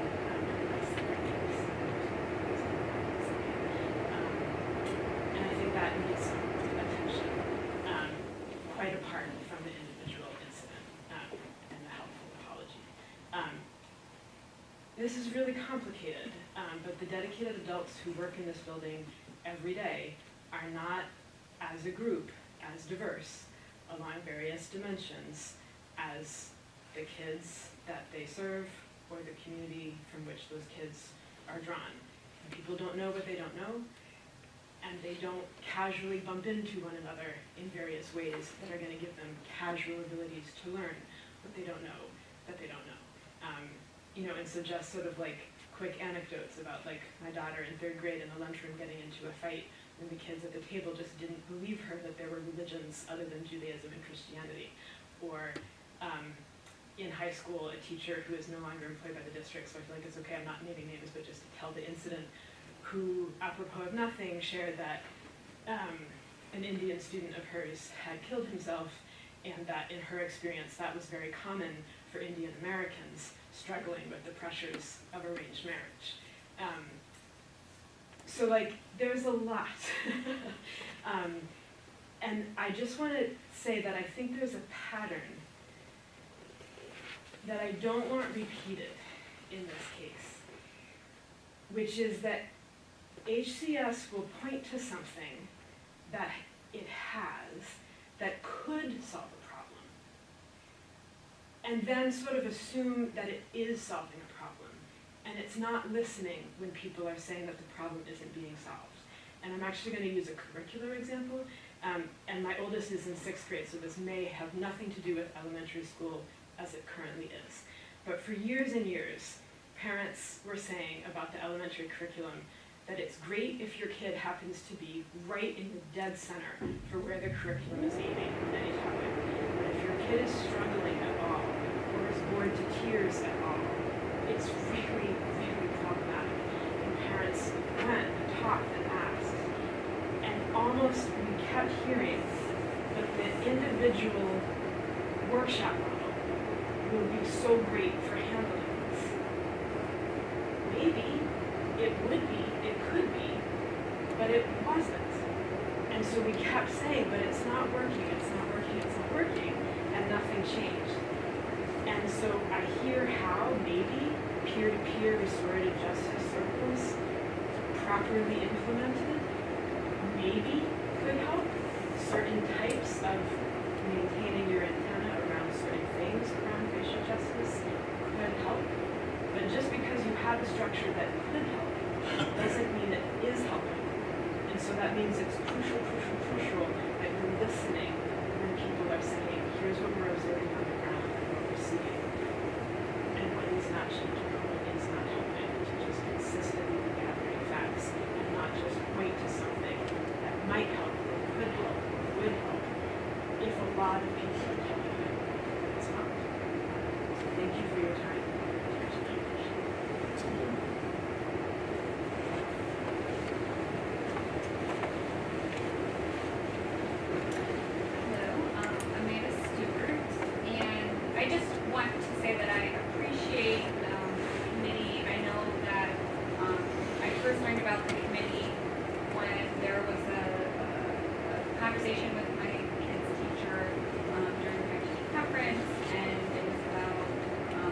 Sharing with class that he's non-binary, and that was a very challenging experience, I think, for a very brand new teacher who I think did a great job in talking with me as a parent, who she probably had no idea what my response would be, and my response was like, oh yeah, we knew this, like we had these conversations already, and so I want to express my hope and desire that along the way, before an official recommendation, as the committee is doing research and meeting, and I know the challenges very personally that come with trying to get lots of people together, and it's difficult to put together a really thoughtful plan, but I hope that there are ways that the administration can find opportunities to, even here and there, to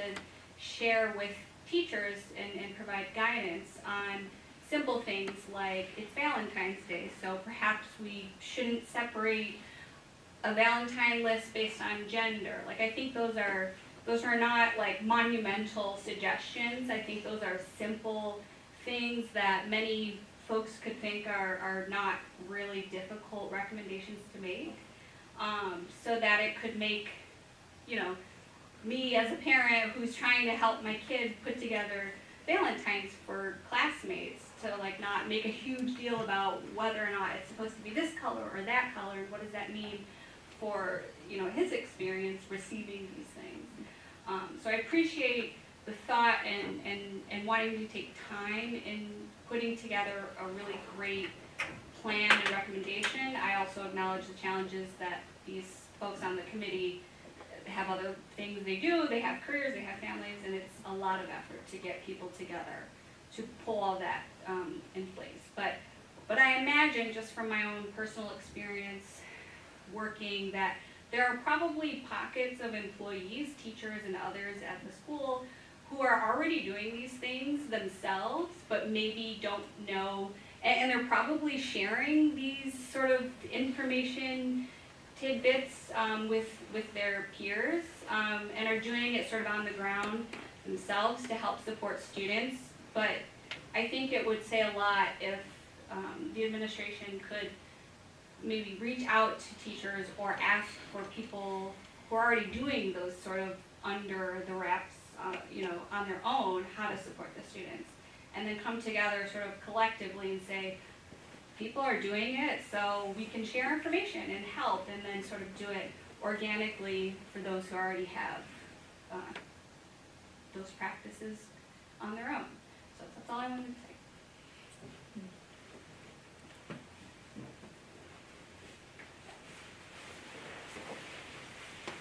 Well, mine's a little different, and it's maybe away from the focus here, but I have the boys, so I'm gonna do it while it's still open. Does anybody wanna continue before me? Do you want to? Okay, because I don't wanna draw us away from this very important conversation.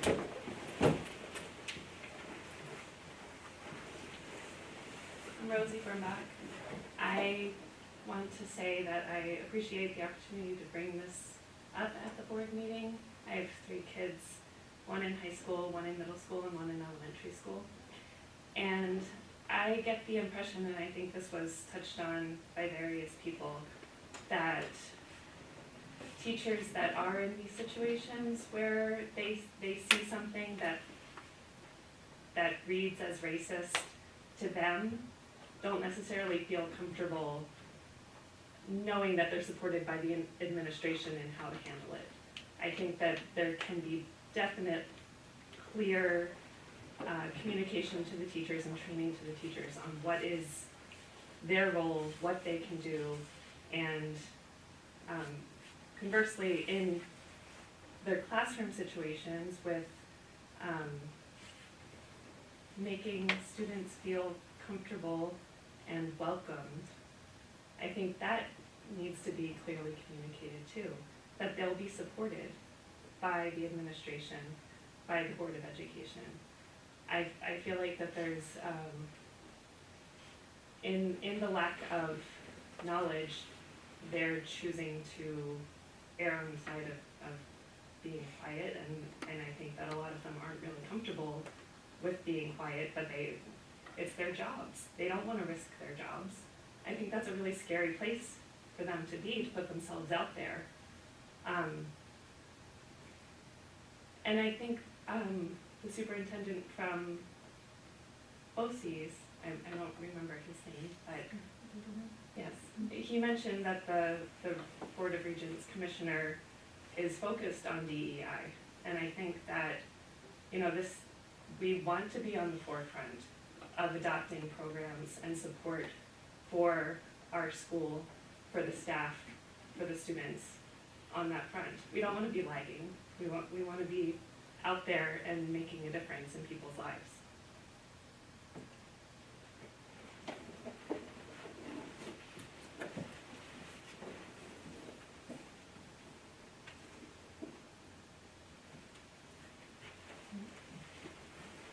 Thank you.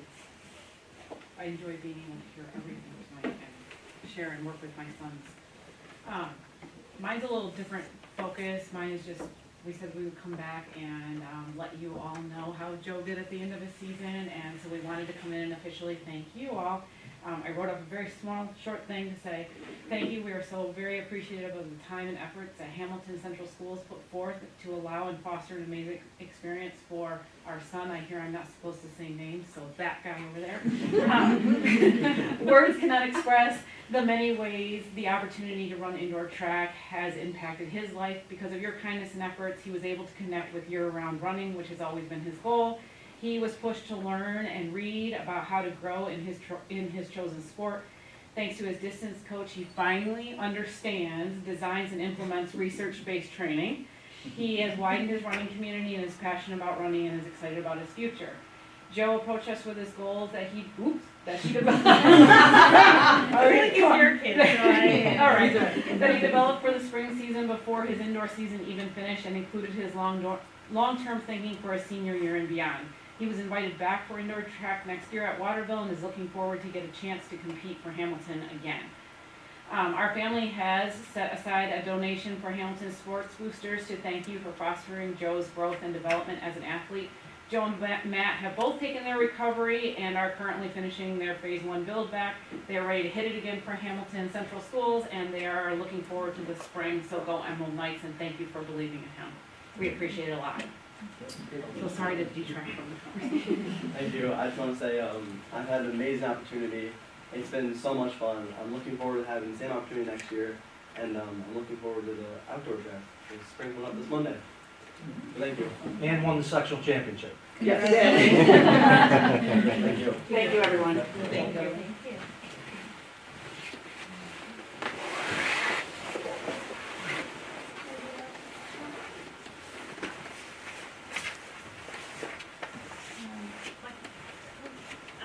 I was just going to check for online questions, but we can take them at the next presentation. There will be another section. I do not see any. Thank you. So are you coming up? No. Okay. Sorry. Just making sure. Awkward moment. I didn't want to know. Big awkward moment. Sure. So that moves us to personnel. I wrote notes all over my paper now. I need a motion to approve volunteers as provided for the 2022-2023 school year as recommended by the superintendent.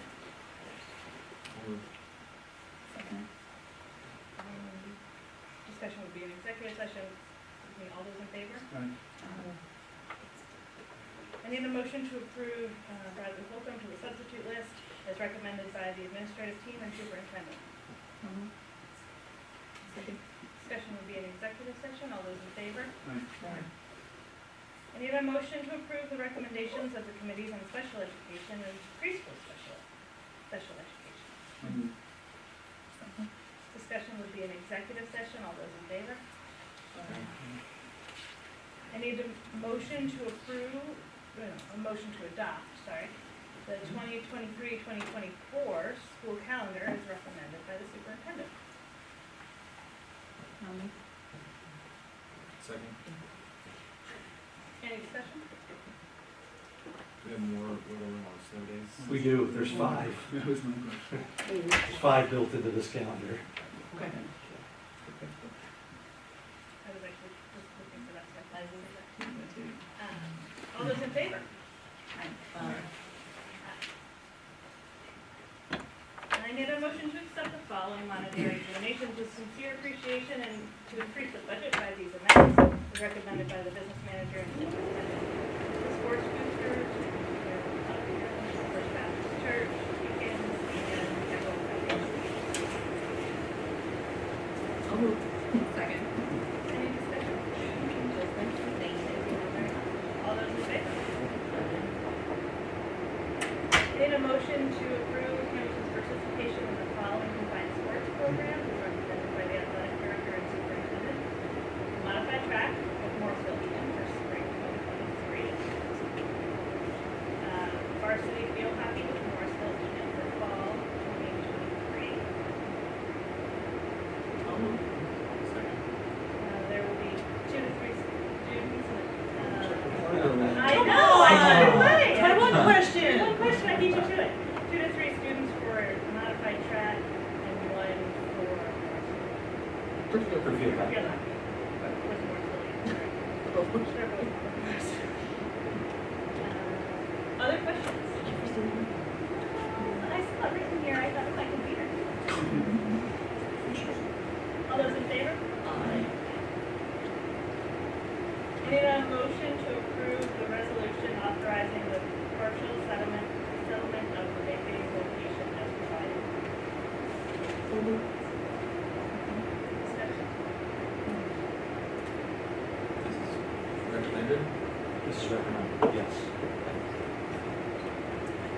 So this is part of a Jewel lawsuit nationwide.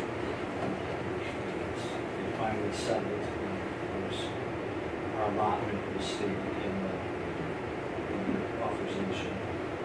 So we look to use that for vaping mitigation.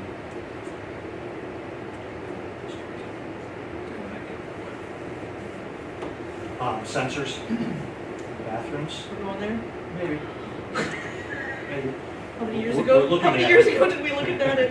We're looking- We'll consider them and some in service through bridges. All those in favor? Motion to approve the resolution as provided and to adopt the ex officio student board member proposition for the submittal, to the qualified voters on May 16th.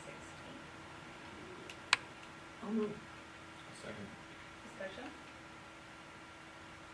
We're ready? Yes, so for those of you who are in the audience and aren't aware, we're looking at adding a student to our board who will be an ex officio member. Will bring issues to the table, will not be involved in executive session, will not have voting privileges, but will serve as a student voice to the board and to the administration and to the public. It has to be voted on by the public, it has to go on our resolution to the public, and if adopted by the board and then voted and approved by the public, we will have a student member sitting on our board next year, which I think will be a very good thing for us. And it would be a high school senior. It would be a high school senior. It's all dictated by education. Yep. All those in favor? Nope. Roll call. Oh, roll call, sorry. Mr. Ames? Aye. Mr. Dupas? Aye. Mrs. Larson? Aye. Mrs. Jones? Aye. Mrs. Jacobson? Aye. Thank you. I didn't read that part out. Yeah, I did see that before. Sure, let's go. So carried.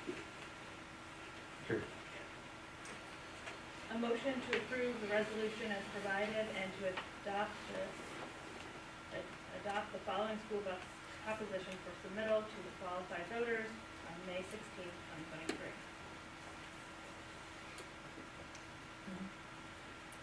No discussion here. So, I mean, this is what we do every year, Matt, right? I know this. Is there any move yet to, if we're buying a bus now, looking at any form of hybrid or electric, or no, we're not there? No. And they're obscenely expensive? Yeah. At least 3 times. Won't have the range, Pushing $500,000. and won't have the range to take our basketball team to SUNY Potsdam, is there? Definitely not. Yeah. There's a lot more to be done. Right. In regards to infrastructure and service and I just, it's coming, but we're not there but yet. we don't need to be there yet. We don't need to be, right. We had an expanded discussion about this at the school board institute meeting, No. and there's a lot of people, including NISBA, who really thinks that this is going to happen. It is going to be a bit into the future. There's a lot of bridges that can't even hold the weight of some of these buses. So that becomes an issue. There were other things mentioned, like the power grid, and Right. are we gonna be able to? So I think there's a lot more things to work out before this will ever. There are some districts, I think the closest one that I'm aware of is Adirondack Central School that's been selected to receive funding to purchase buses. So it is starting to come up. To my knowledge, the districts that are pursuing it now are ones that have been awarded grant funds or have funding available to do that. But to do this and have the operating budget there to run that cost right now, it's not Right. even something that Right. I consider we would Right. recommend at this point. Right. In our lobby days in Albany, when we met with the Education Commissioner, they acknowledge that it's gonna happen, but they also acknowledge that they may have to push the timeline out to make it somewhat feasible for districts. So unrelated, my only question is, do we have an idea of what type of bus we're looking at? This would be a full-size diesel. Yep. And even the cost of that bus has gone up 30+% from last year, so. Recently, this proposition read in recent years, up to 2 school buses for $180,000. So as recently as maybe 2 years ago, we could buy a full-size bus and a smaller 30-passenger van type bus. Now it's reading, it's this basically the same dollar amount with,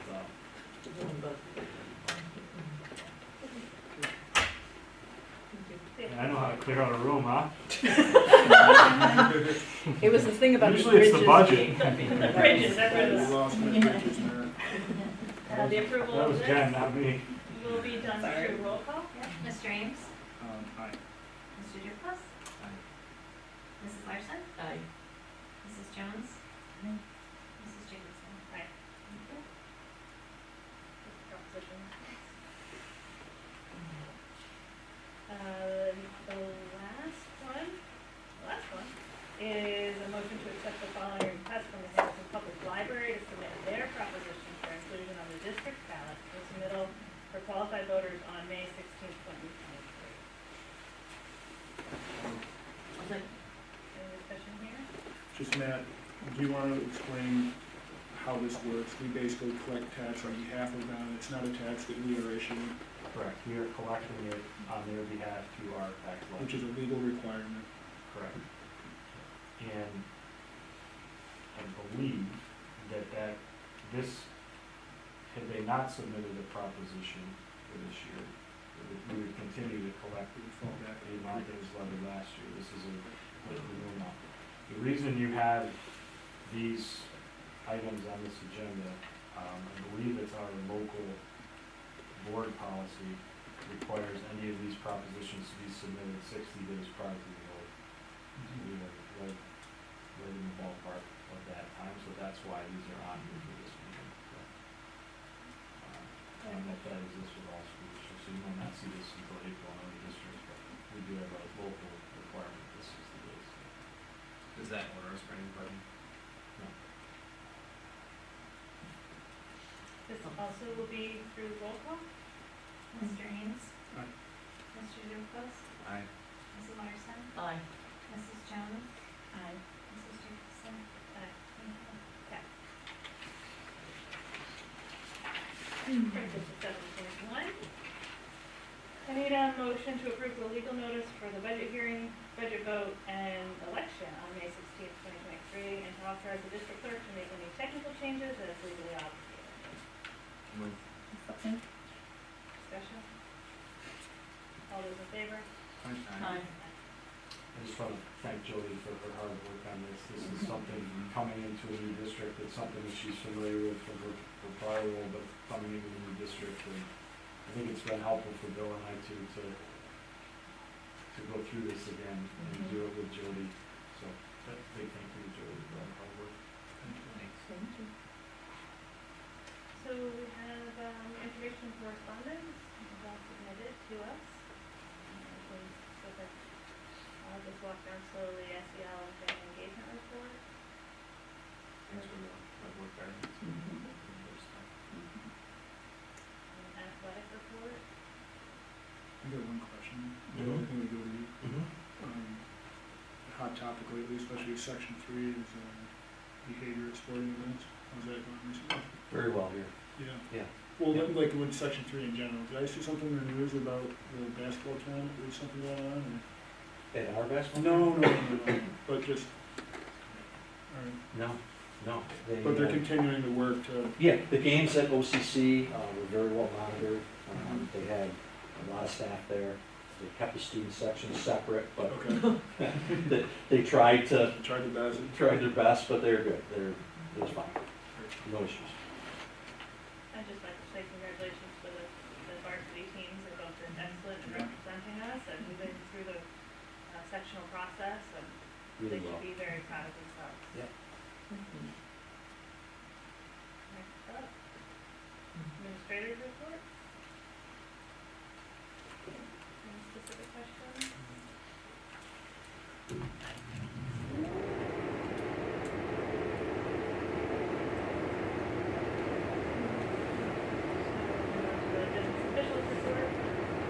Yes, thank you. The one thing we really need to achieve, and I've done done during the brief report is rescheduling and scheduling the next round of budget coffee. So if you want to start thinking about some evenings and some mornings in the next couple of weeks, while I'm talking to these people and stuff. The first thing I want to report out on is just sort of a status update of all of our federal funding. It came to be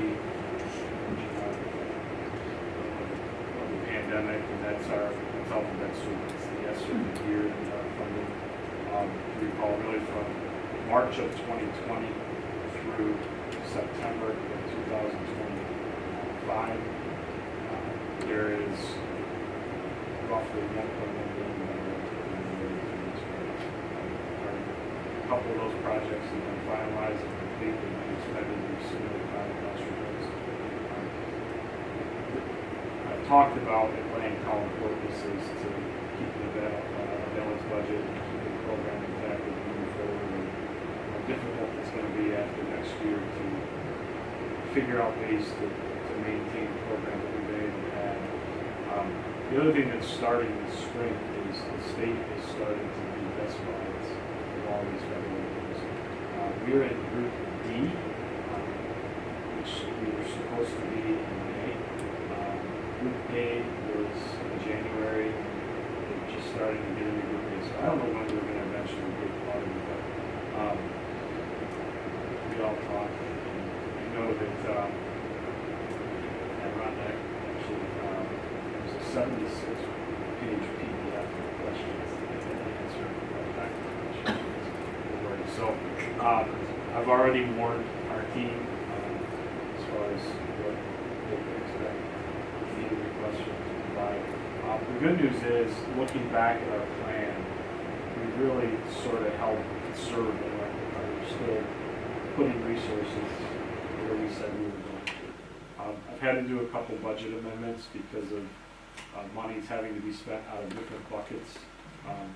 It's all based on codes, based on the object of the expense. So the easiest example I can give you is, we had budgeted for the services of a behavioral specialist through a contract with the Kelderman Center.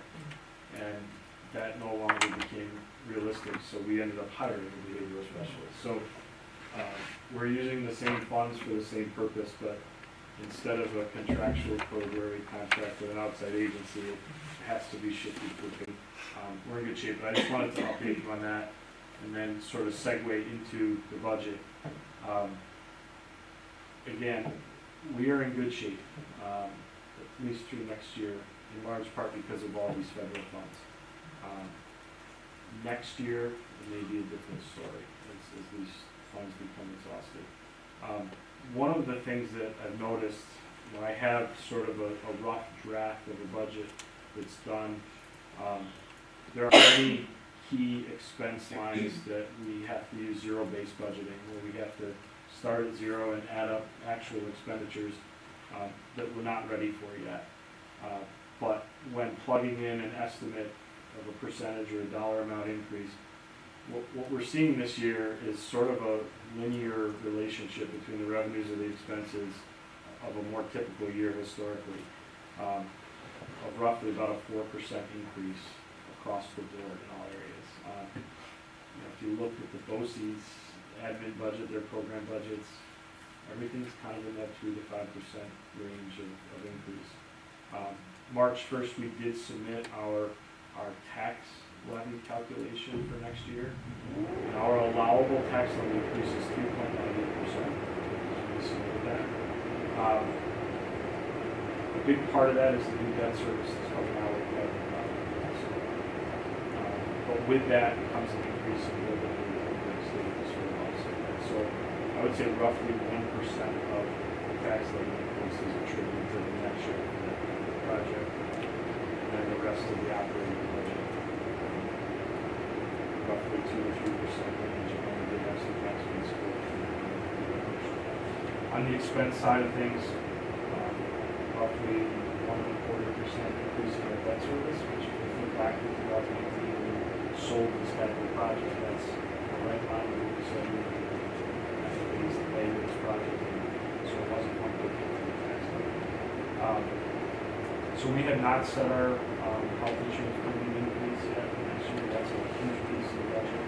And that line item now, district share health insurance is over $3 million for all of our active employees. Special ed is the big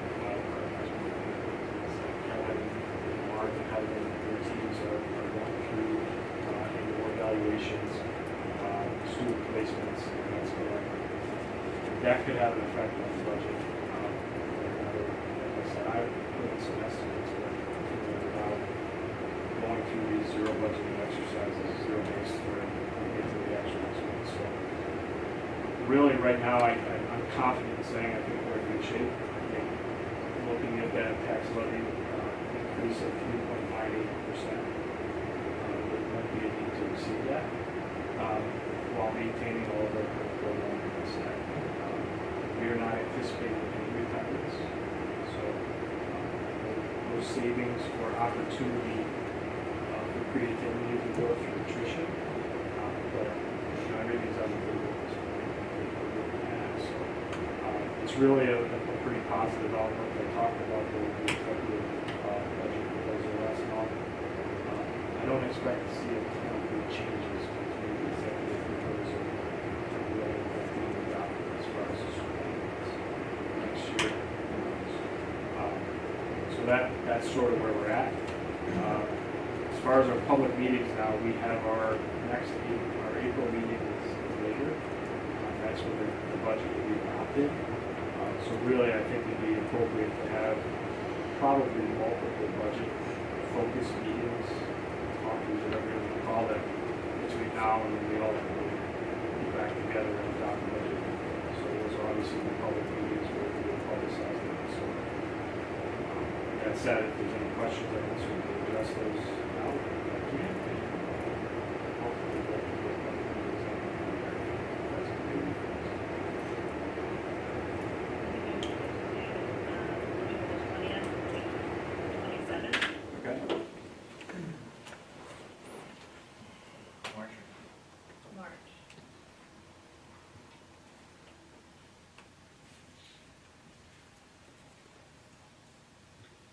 Typically, Monday and Wednesdays would be more convenient for me if we're doing a meeting. And if I think what's worked historically, if we do it in the morning and an evening, that's better for. I would just avoid the 28th. I think there's a big town meeting. There's some grant money projects or something that I heard about. Okay. So there's in the evening, yeah. So we could do a couple of weeks of the. Is that next week? No, 2 weeks. 2 weeks. 2 weeks. Bill, you have various committees and stuff. What evenings work for you in those weeks? I almost feel like we do it like we did before and just have to pick a couple dates and. I agree. And yeah. Yeah. And I would actually recommend getting something the week of the first week of April, because. Things change. Well, yes, that and the board meeting is the 18th, which is the Tuesday right after break. So if we maybe do like the 27th, and then like the 6th, something like that. I'm fine with either of those. Well, you may not be I think you guys figure them out and let us know. Okay. Only So one. you want us to figure it out know. internally, and then we'll Yeah. come out to you? So Okay. within those 3 weeks, you figure out what's best for your Yeah. calendars. We don't have to be at them. Right. No. We can be at them, and it's not bad for us to be at them, don't get me wrong, but we don't have to be, so you guys need to figure out the date. Like we don't, And we do have the annual meeting on the 5th, so be Yes. careful you're not committing yourself to like too many evenings. Yeah. That would be- Okay. Talking about mornings, Tuesday, Thursday morning I could do. Tuesday, Thursday. Okay. Okay. That's helpful, but. thank you for all your hard work on the budget. Thanks. Superintendent report. I just want to echo what Matt said earlier about the work that Jody's done. We have gone through a lot of resolutions, a lot of legal paperwork, getting ready for the budget adoption, and she's done a wonderful job, so thank you. I appreciate you. SRO, we need to discuss next steps. We still do not have a candidate from the county. In realistically, to go through the interviewing process, if we do get a candidate, the onboarding process, the contract only runs through June. At what point do we say, not for this year, and start having conversations again for next year? Well, I don't think I think you continue conversations and continue working to interview, but start date would just be different. Yeah, we'd have to sign a new contract if we choose to the county, because the contract is a 1 year. And, you know, that would be a job for the next board. Correct. Yeah. But we can still continue on and just see what candidates are out there. I'd hate to lose the perfect fit for the sake of just, I guess my suggestion is like just, let's be realistic that there's a very good possibility this won't happen. But For this year. for this school year. Correct. That's all we're bound to do anyway. That's what the motion and resolution is for. But Right. I would like to see us still show our interest to the county that we still want to do this. But I am very understanding that it's probably not going to happen. Any other? I'd like to see us keep it kind of open, and I feel like when you shut something off, it's kind of hard to pick back up. Yeah, that's kind of what I was doing. Thank you for bringing that to our attention. Sure. I just want to give you some information. We were in Albany for our Winter Institute, and we had the opportunity to sit down and have a round table with the commissioner and the deputy commissioner, and just some big things that are on the table. Exclusionary discipline. There's discussion right now to limit districts' ability to have long-term suspensions. And there is data that supports that across the state and across the country, disciplines have been levied unfairly with a biased lens and to marginalize students, and everybody recognizes that. It's not happening here, but it is an issue across the country, and we fully recognize that. However, there's concern that by restricting district's ability to have a long-term suspension, you know, if a student brings a gun to school, or if there's a threat to safety, that you can then not suspend that student for 20 days or more. So there's some concerns there that the commissioner heard us. They're willing to listen, and they're going to put together a task force to discuss it further. So that was one big topic. APPR, again, that's being reviewed.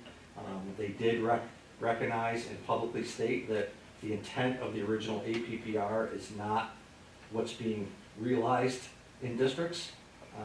So they're willing to look and possibly decouple state assessments from APPR, and putting more local control to the districts as far as writing and developing plans. So as an administrative team, we've already discussed those, started those conversations, looking at other plans and possibly reinventing our APPR plan to really look at growth and development for both teaching and learning. So I think that's a positive. Graduation measures, the state has put together a blue ribbon task force. They're soliciting feedback to look at different graduation measures. And I don't think the regents are going to go away, but they're going to look at the possibility of different pathways for graduation. And then, as Matt said, you know, budget-wise, foundation aid, we're in a good place this year. There's a discussion and a real concern across the state that this fiscal cliff is going to hit hard the following year. And what do we do? How do we stay solvent? How do we keep programs intact when there's that huge cliff facing all of the districts? So those discussions are ongoing. And then a lot of breakout sessions, which was really beneficial. I thought it was a good conference.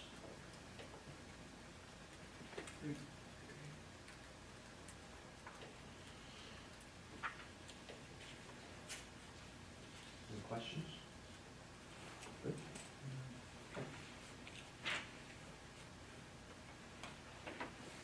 Dairy team update? So the elementary elementary steering team did meet. Yeah, appropriately, the meeting started with questions from parents about what is being done about DEI at the elementary level. And Heather, I have to say, you did a phenomenal job of presenting all of the work that's happening, and it was eye-opening to me how long the work had been being done, even though I've been sitting in this chair. It was really, really interesting to take that step back and reflect on how long that work has been being done and how much is being done. And so I appreciated that. There was discussion about rethinking the science fair and what a science fair could look like. The wellness fair was a huge hit. And so there was some discussion about whether or not the science fair could actually look a little bit like the wellness fair and be a little more equitable for kids who maybe don't have as much, a lot of parents who are going to do their science fair projects, as we've all done at some point in our lives. But to offer different opportunities and make it a different kind of event than traditional. And there's, I know you shared out some articles about different ways of doing science fairs and those sorts of things. There was a review of the wellness fair that was a huge hit. A lot of varieties of things, and the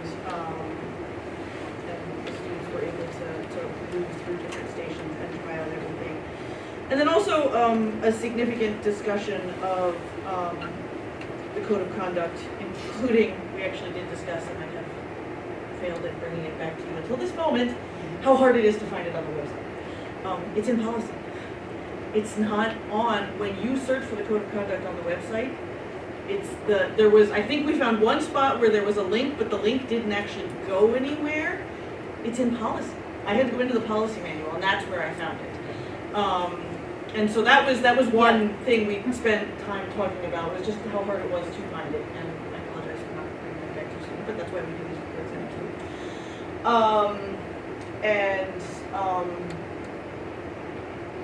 Starting the process of looking at that at the elementary level.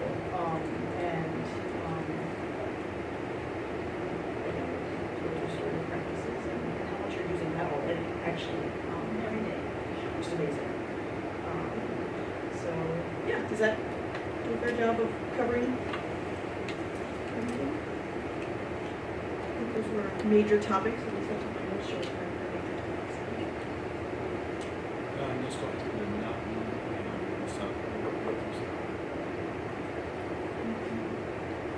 And Emerald Foundation meets on Monday, so that brings us to knowledge sharing, which is. I have a lot of stuff, but I'll talk fast. So NISPO sent out the 2023 resolution survey, so all board members should have gotten that. It takes like 2 minutes to do, and basically just if it's several different topics on whether you think NISPO should address them or not address them, like agree to them, oppose them, or stay neutral. So if everyone could do that. They are doing the annual convention call for presentations, so I just wanted to bring that up. Not sure if we want to give that a shot again. Let's do it, Corey. We have a really great proposal, so maybe they'll, if we just keep submitting it, they'll, yeah. Bill mentioned this briefly, but I just want to expand on it. NICED has come up with the thought exchange process. It is the graduation that's up for topic this month, but they're actually doing a different topic every month where you can actually put your thoughts in. So in reading through some of them, they were pretty interesting, and I think you can get actually a lot of good ideas from there. So that was fun to read. The School Board Institute meeting that I went to on Monday, lots and lots of things got brought up. So there is a new assistant with School Board Institute, so Sue is really doing a really great job updating their website. So there's a ton of resources and things like that on there now. She's done the integrated calendar, things like that. And the general meeting participation has seen a significant decline. So they're looking for ideas and like how to get people there. Some really good networking and things takes place. So they're talking about like maybe starting to do it at restaurants again, or like how to get people to attend those. And if they do it at restaurants, then it would be billed back to the district, for those meals. There was a decision made, the June general membership meeting has officially been moved to Twin Ponds again. So anybody that attends that, the district will be billed back for that, meeting as well. They're talking about trying to do like a big social outing. They were thinking more of like a golf outing where each school would kind of come up with a team. Discounted, I'm not a golfer.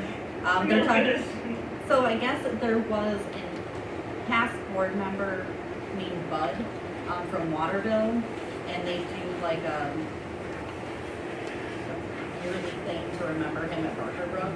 So that's what they were talking about doing. Bill mentioned this as well too, just to expand on it. On School Board Institute, there's actually a past NISPA president and a current board member that sits on that, and the big topic was absenteeism and suspensions. So, and this number shocked the crap out of me, so I just have to read it. There were 53,000 suspensions in the New York City School District from kindergarten to third grade this past year. So that number like really kind of made me sit back, and there were just as many female identifying as there were male identifying students in those numbers. Like there was no comparison if there used to be. So basically, like how do we navigate and train on this, and what do we do? So as Bill said, that really is a hot topic throughout the state and how to address that. We're accepting nominations now for the Student Achievement Awards. Is there anything we can do? I mean, we have some students who are doing really awesome things. They only have 2 nominations submitted for them right now, out of every single district. I know Victoria is working on that. Okay, perfect. What does it do? Next week, I think. She has on. Okay, perfect. That's good. I was just being really sad to know, like,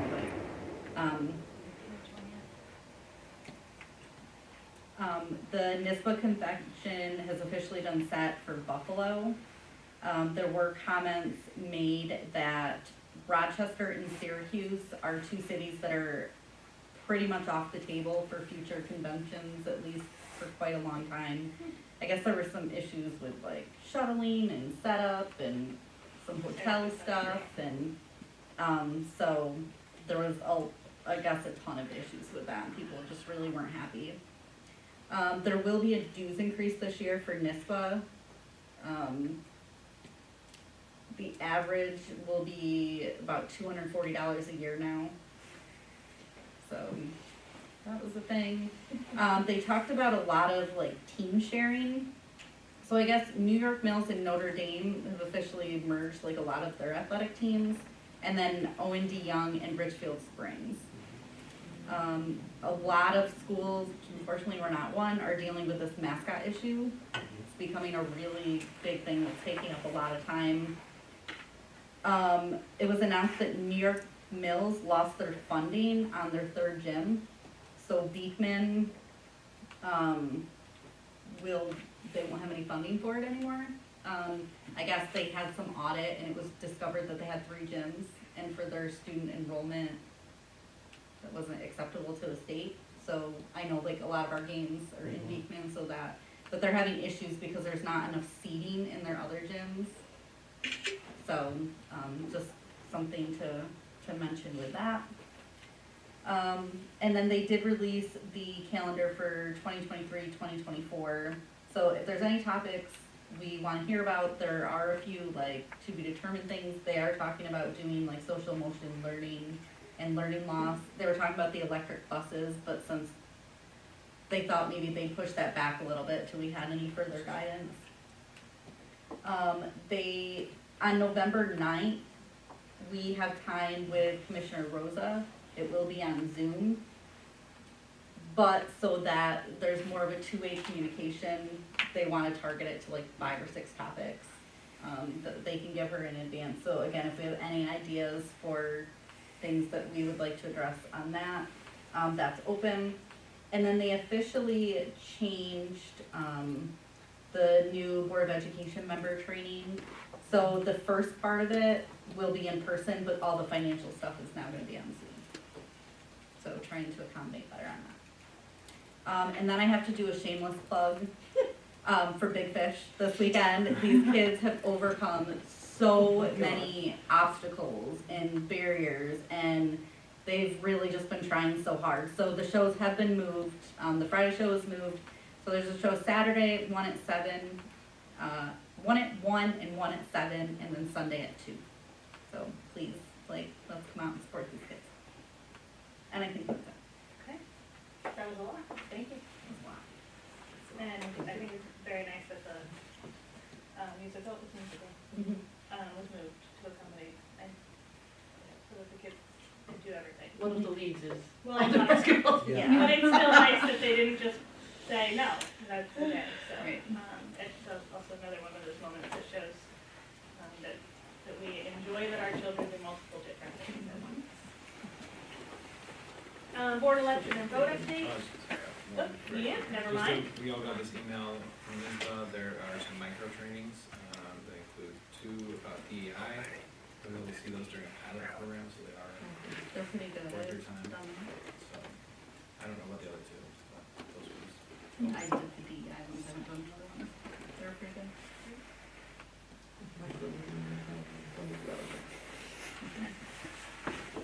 Thank you for pointing that out. Board election and vote update. Currently petitions for the Board of Education candidates can be requested or picked up with Jody in the district clerk's office. Jody can be reached at 315-824-6310 or jchantel@hamiltoncentral.org if you need a petition.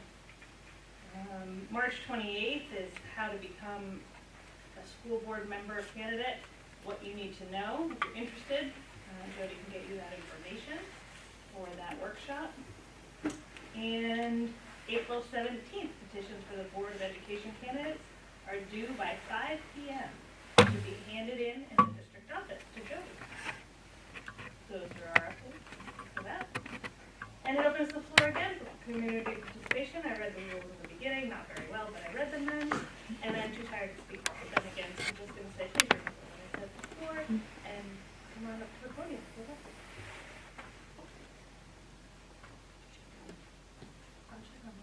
There was nothing last time. There's nothing on that. Seeing none, I want to thank you for participating in this evening's meeting and for staying for the entirety of the meeting, for those of you that did. And I'd like a motion, make sure I didn't lose a page. Motion to adjourn the meeting.